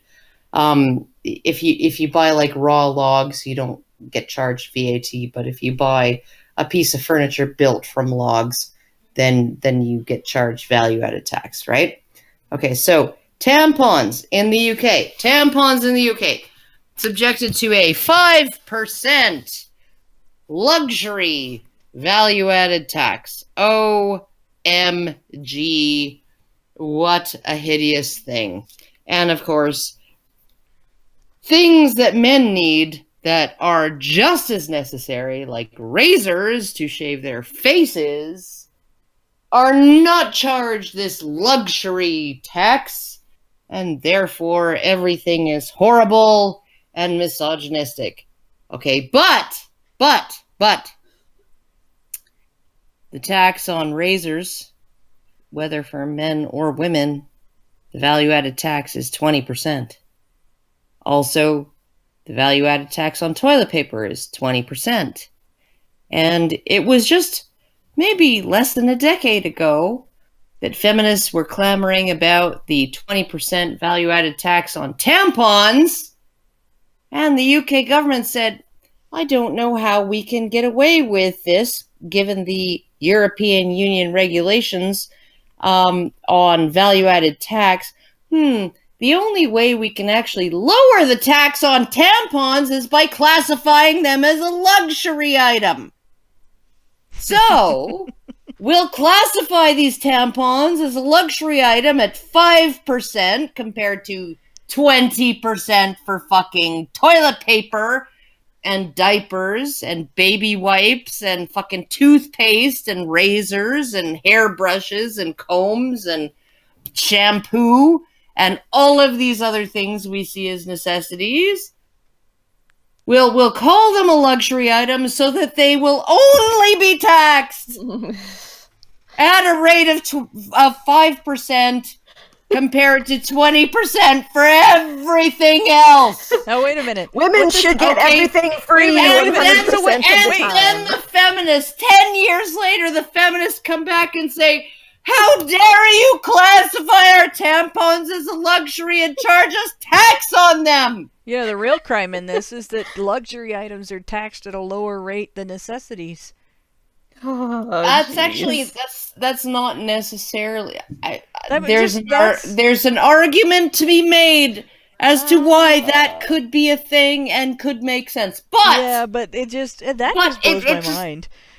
Okay, but there's an argument to be made as to how that could possibly make some kind of fiscal or economic sense. Yes, but this is certainly not a fiscal or economic show, so we're going to move on.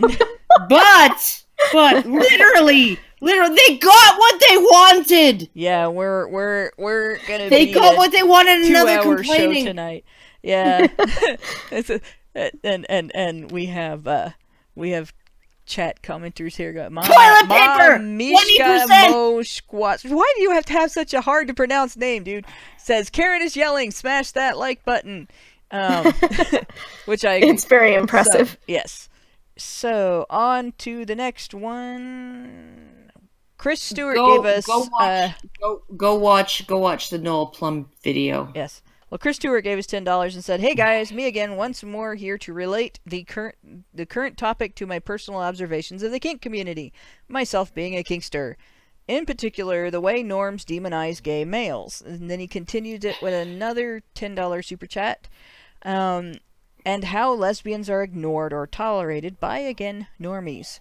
A trend I've noticed in right-leaning kinksters is an almost total reversal of that attitude. He continues this with a third $10 super chat, so he gave us a total of $30 to say this to everybody. A lot of right-leaning kinksters tolerate male homosexuals because they are no longer competing for the same resources and think lesbians are lying to themselves. That's interesting. I have not ever been a part of the kink community, so I don't really know much about left and right-leaning kinksters, but that is interesting. I don't know about left and right-leaning kinksters, but I will say that, you know, given that there was such a thing as political lesbianism, maybe there are some women who are lying to themselves about their lesbianism. Well, I know one thing. I know that it's there's a great deal more acceptance overall for women having a same-sex interest, but I think a lot of it is women presumed to be bisexual, and it's like, I kissed a girl and I liked it. Yeah, that's, my boyfriend didn't mind it. Yeah, and then like the I guess you could call them lipstick lesbians. I don't know if I'm using the term right, but get more tolerance than, say, the butch, bullish, and everybody looks at them and assumes that they are going to be automatically far left-wing, man-hating, thuggish, predatory assholes.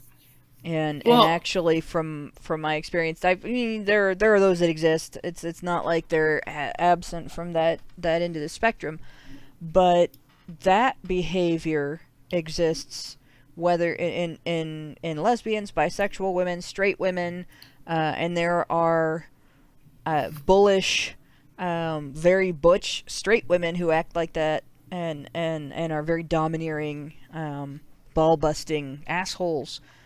You know, so this is not necessarily a sexuality-related thing. All right, Hannah. If you have something to say about me, then just fucking come out and say it. You're not a ballbuster, but no. In any case, I've also known women who would be classified as bull dykes who were very much like high testosterone men, in that they were protective of the people close to them, and very compassionate and kind-hearted, and very gentle people. And the only time that it came out, you know, that they could be the angry, violent, asshole-ish type is if you threatened someone they loved. And it was like, you know, a man trapped in a woman's body almost. Or a pit bull trapped in a woman's body. Well, because pit bulls kind of get a bad rap too. And most of the time they are very gentle, loving creatures. In fact, they were initially, before they were bred for pit fighting, they were used as nanny dogs. But yeah, so this is something that, like, I don't know, maybe the right-leaning kinksters are a little bit different than the rest of society, because they are in a more closed environment, in a more echo chambery environment, because, you know, they're not necessarily, I know this is something that you don't generally share with the mainstream that you're doing. If you have a particular kink and you associate with others around that kink, it's going to be a closed community. So maybe the difference is that they end up in an echo chamber where they have this impression, and it gets batted around and bounced around and kept that way, because it's at odds with what I see of the rest of society. But in any case, let's see, going to Karan Strong gave us €5 and said, you need to cloak your women in the West, Karen. Don't you know the hijab is the new black? Works great on body positivity too, by the way. So like when I put on my when I finally decide that, you know, I've secured this man, I have locked him in. You haven't secured nothing. Yeah. Okay. And is he admitting to being insecure? No. He says I haven't. He says I haven't secured anything. But Obviously then I can be. Then I can be off with the makeup on with the pounds, and I can just hide the whole thing under a burqa. Excellent. There you Beautiful. go. Yeah. Beautiful. And Chris Stewart gave us $5 and says, the way feminists in particular and society at large ignore the high rates of domestic abuse among lesbians is disgusting. This is something that happens with respect to abuse in general. Women get away with it. Women get away with it because women's violence isn't viewed as violence. You know, we did a few shows on this. It goes back to that thing. Somebody says something reprehensible to another person, and the second person hauls off and slaps the first person across the face. You describe that scenario, most people will put the person who said something reprehensible, they'll see that must be a man, and the person who slapped must be a woman, because then they'll feel okay with the slap. Well, why should they?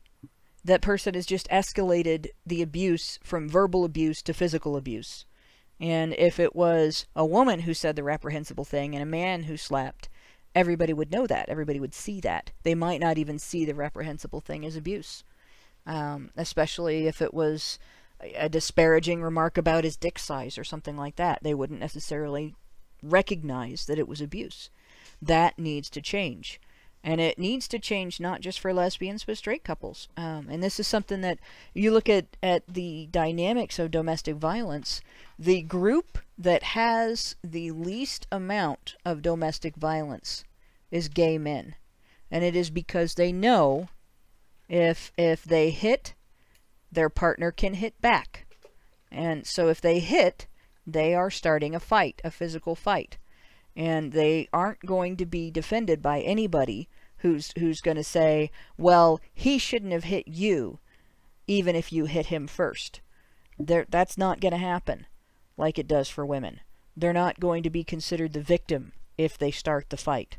And so they don't. You know, and that it's a situation where there has to be an imbalance and an asshole at the same time before you get an abuse situation in a relationship between gay men.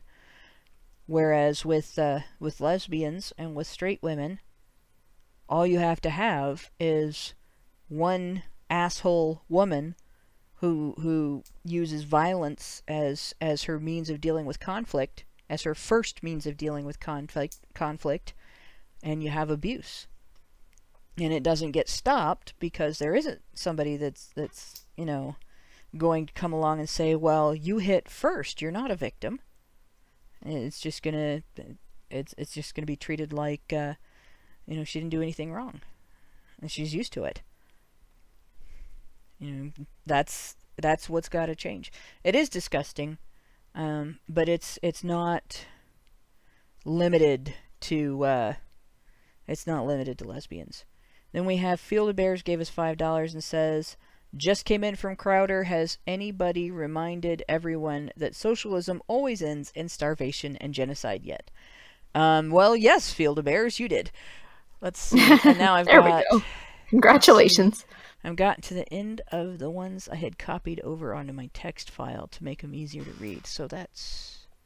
Okay, starting now. Okay, so Jet Morrison gave us $2 Canadian and apparently didn't say anything. Thank you for that, Jet Morrison. Thank you. Mark, the Atheist, gave us $2 and says, Karen, why Latino women? The cleaning? And then gave us a winky face with tongue sticking out and says, haha. Yeah, and then I said, I like petite brown women who know their way around Lemon Pledge. Women don't have to be brown. They just need to be petite. There you go. and be clean. Like, well, not clean, but like actually clean. Cleaning. Because I don't do that. Yeah, no, that would... If you know anybody, just send them my way. You get like 1,000 messages now. Because like I Like I would be totally down with that. Somebody like wash walls, windows, bathtubs, you know, cook, wash dishes, do laundry, you know. Everybody wants somebody that does all those things. All that stuff. That would be your shower. That would be great. That would be great. And also, you know, like be petite. You know, here in the Hey, I got that too. You know, kind of like a little round bottom and well, okay. I'm gonna say there's a maid service you can hire that does all that stuff naked. Ooh. Oh. Now that I have everyone's attention, Chris Stewart gave us $5 US and says, "You are definitely right about the echo chamber isolated nature of the internet kink community, Hannah." I kind of thought so. This is one of the reasons why I've said, you know, don't censor even bad ideas. Not that the kink community itself is a bad idea or anything, but it's related in that when you censor bad ideas, people create sort of secret forums and go to quiet places where everybody else isn't there to contradict them, and they talk about it anyway, and they create their little echo chamber, and then you get, you know, pedophiles coming out of their little pedo platforms where that's all they talk about, and they have ridiculously stupid arguments that they get into on Twitter, and they say things that sounded really clever to each other in those forums, and they argue them as if they are really clever, and they argue the same stupid shit over and over again to try to convince people that individuals who cannot figure out that there is no little magical fairy that takes your tooth out from underneath your pillow and leaves money are old enough to consent to sex. And yeah, so echo chambers, like, so when something is discussed in an area where everybody doesn't talk about it, where it doesn't have the general public weighing in on it, where there's not outside contradictions to things that people say, you're going to get an echo chamber. And I would imagine that the secretive, or at least private nature, because it's not necessarily secretive all the time, but the private nature of the kink community would lead to a similar echo chamber. And so they would end up with at least some misconceptions about people based on that. That's not to say that there are not political lesbians who are lying to themselves, but if they view all lesbians that way, then it's a misconception. Because there are women who really want nothing to do with dick. And yeah, like, they couldn't be less interested. There's just, it's not possible for them to be less interested than they already are. And, yep. And that's okay. You know, just like it's perfectly okay that there are men who couldn't be less interested than they already are in vagina. Who cares? People have their interests. But yeah, it's that type of misconception that they're lying to themselves. That's probably a result of an echo chamber. Meximan and Cheese gave us $5 and says, "Just 'cause." Thanks, man. That's cool. Thank you. I haven't seen Cuz in years. Actually, I had a friend that everybody called him Cuz, and he was everybody's buddy. He's a sweetheart. Steel Trap gave us $5 and said, "If women wore red burqa, they'd get lots of people trying to stick letters in their slots." Ironic. Not in Canada. not in Canada, because our mailboxes are now pink. Ours are blue. So it would have to be a blue burqa, which would lead to really bad jokes. A pink burqa in Canada. Yeah, that would look like people drowning bubble gum. Yeah. No, I didn't. I literally noticed it was like, because you know, like you go through your life and you never actually have to ever use a mailbox in your life, because nobody ever sends anything in the mail anymore, right?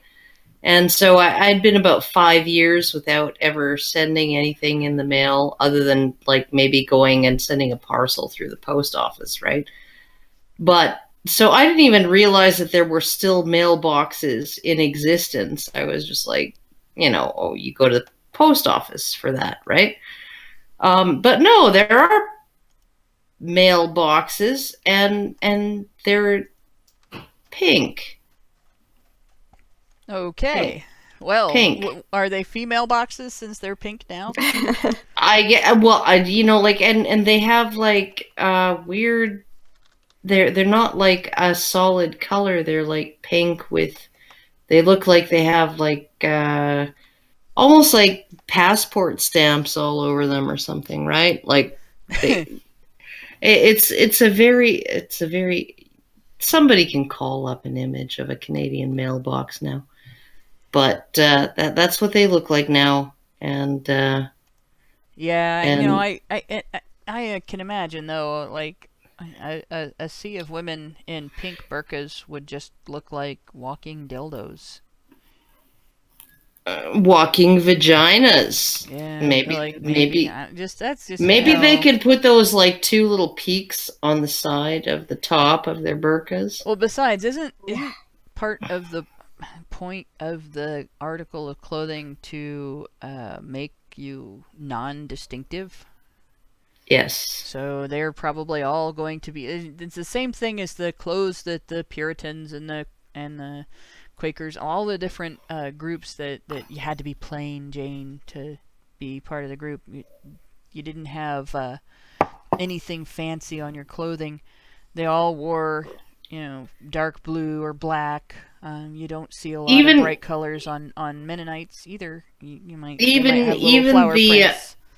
Even the Amish didn't have. They didn't use buttons. Right. There is that's so there wouldn't be any color on those anyway. But going on. Buttons were too vain. Yep, too vain. Well, maybe that was actually added to their repertoire of laws by somebody with arthritis, though. No, let's just say they're too vain, and then we won't have to do buttons. Field of Bears gave us $5 and said, Honey Badger Radio endorses at Field of Bears. That's FIELDOBEARS on the Twatter. Yes, on the Twatter, which I haven't been on in a week because I've been mostly away from the computer. Chris Stewart gave us $10 and said, being part of said echo chamber has resulted in the idea of female guilt, reverse male guilt, an alien concept to most, not being so to me because I've actually had to deal with it before. And then another $10 and said, seriously, how do women deal with male guilt from soy boy types? I get really creeped out when kinkster women do it with me, yet many women seem to exult in the male tears. I tell them to stop it. Yeah. It's weird. It drives me bonkers. Yeah, that depends on the woman. Women who don't hate men don't deal with that in the same way that, like, you get feminist women demand it. Feminist women are like, they'll revel in it. That's gross. You kiss their ring. They're the queen and all that shit. But no, it's discombobulating. I personally, I grew up with guys in a neighborhood full of mostly, at my age group, guys who were largely unsupervised in their play, and sandlot football was the order of the day. And I mean, the boys in my neighborhood, my brother got one pair of boxing gloves for Christmas, and they had a game where they made a boxing ring out of twine, and they would clasp hands, like their left hands together, and they'd have boxing gloves on their right hands, and they'd wail on each other until somebody gave or fell down or got knocked out of the ring. And like, these were guys that were, John Wayne was their hero, and you turn around and you run into the soy boy type that apologizes for being a man. It's like, what planet did I just land on, and how do I get out of here? Yeah. So yeah, I can't say that it creeps me out in the way that, like, you know, somebody drooling over your neck because they're going to eat you would creep you out or something like that. But in terms of what's wrong with you, this is uncanny valley shit. You know, the same reason I don't have a bunch of dolls on my dressing table. That actually, yeah, it's in that way it's creepy. And in the way of, you know, seeing somebody walk along the edge of a cliff and not have great balance is creepy. It's that kind of creepy. But yes, and I will at times, if I really feel like I got to deal with it, I'll tell them to fuck off with it, or no, you don't have to do that, or, you know, what makes you think that that's wise, but not. Yeah, you know, most of the time it's just, I'm out of there. Stop! Like, it's not good for you to be thinking that way. Yeah. And yeah, is this the? I grew up in the 70s. Yes, I'm old. Okay. Dale Power. John Wayne was their hero. This was in the 60s, the 70s. This was in the 70s and the 80s. John Wayne, Bruce Lee. You know, the back when the WWE was the WWF. Yeah, that was the way it was. But anyway, last one here, we have Steel Trap gave us another $5. Thank you again. And pics of Canadian mailbox in before Justin Trudeau images. Okay. It's pink. Oh boy. And it's covered with stuff. Yeah, I'm not even showing video on this, so that would take some time. All you got to do is look it up. Do a Google search for Canadian mailbox. You'll find it. Canadian mailbox. Do it. Do it. And with that, I am going to once again mention Badger Feed. This is something that like, we've shilled this up one side and down the other. If you're not already there, you should be. This is, like I said, our only way of being able to counter the situation of being in Google's gulag and of being in YouTube's bad kid corner. You know, this is how we get around if Twitter decides that they're gonna ban our accounts just for being us. And like I said earlier, Google doesn't show results from the Honey Badger Brigade blog. Google, and it may not be a universal thing with the blog. There may be some results that slip through their filter, but there have been numerous times where I've lost my bookmark and tried to reference something that one of our writers wrote, and tried to look it up on Google and couldn't find it on Google. And back when we didn't have as good of a search function on our blog, tried to look it up using quotes, and hey, it still didn't come up. Google said no results. So clearly we do get censored. If you want to find us even when we're being censored, go to badgerfeed.com. Chris Stewart, you bastard. And your inconvenient super chat. Yes, and Chris Stewart gave us $2 and says, an inconvenient super chat in all caps. Yes, and I will absolutely 100% claim my privilege as being somebody who's going through some shit right now. So yeah, we're gonna end because Karen said so. Yeah, so, because I have some shit going on, and yes, it's not so great. Yeah. So to end the shill, just go to badgerfeed.com, man. It's where all the cool kids are. But it was a good try, Chris Stewart. And to all the cool kids listening tonight, including Chris, to my co-hosts, and to everyone who makes Honey Badger live streams happen, and especially those who have to go through this 2.5-hour show and find the good parts for you guys later on. Thank you. Yeah, that's gonna suck. And good night.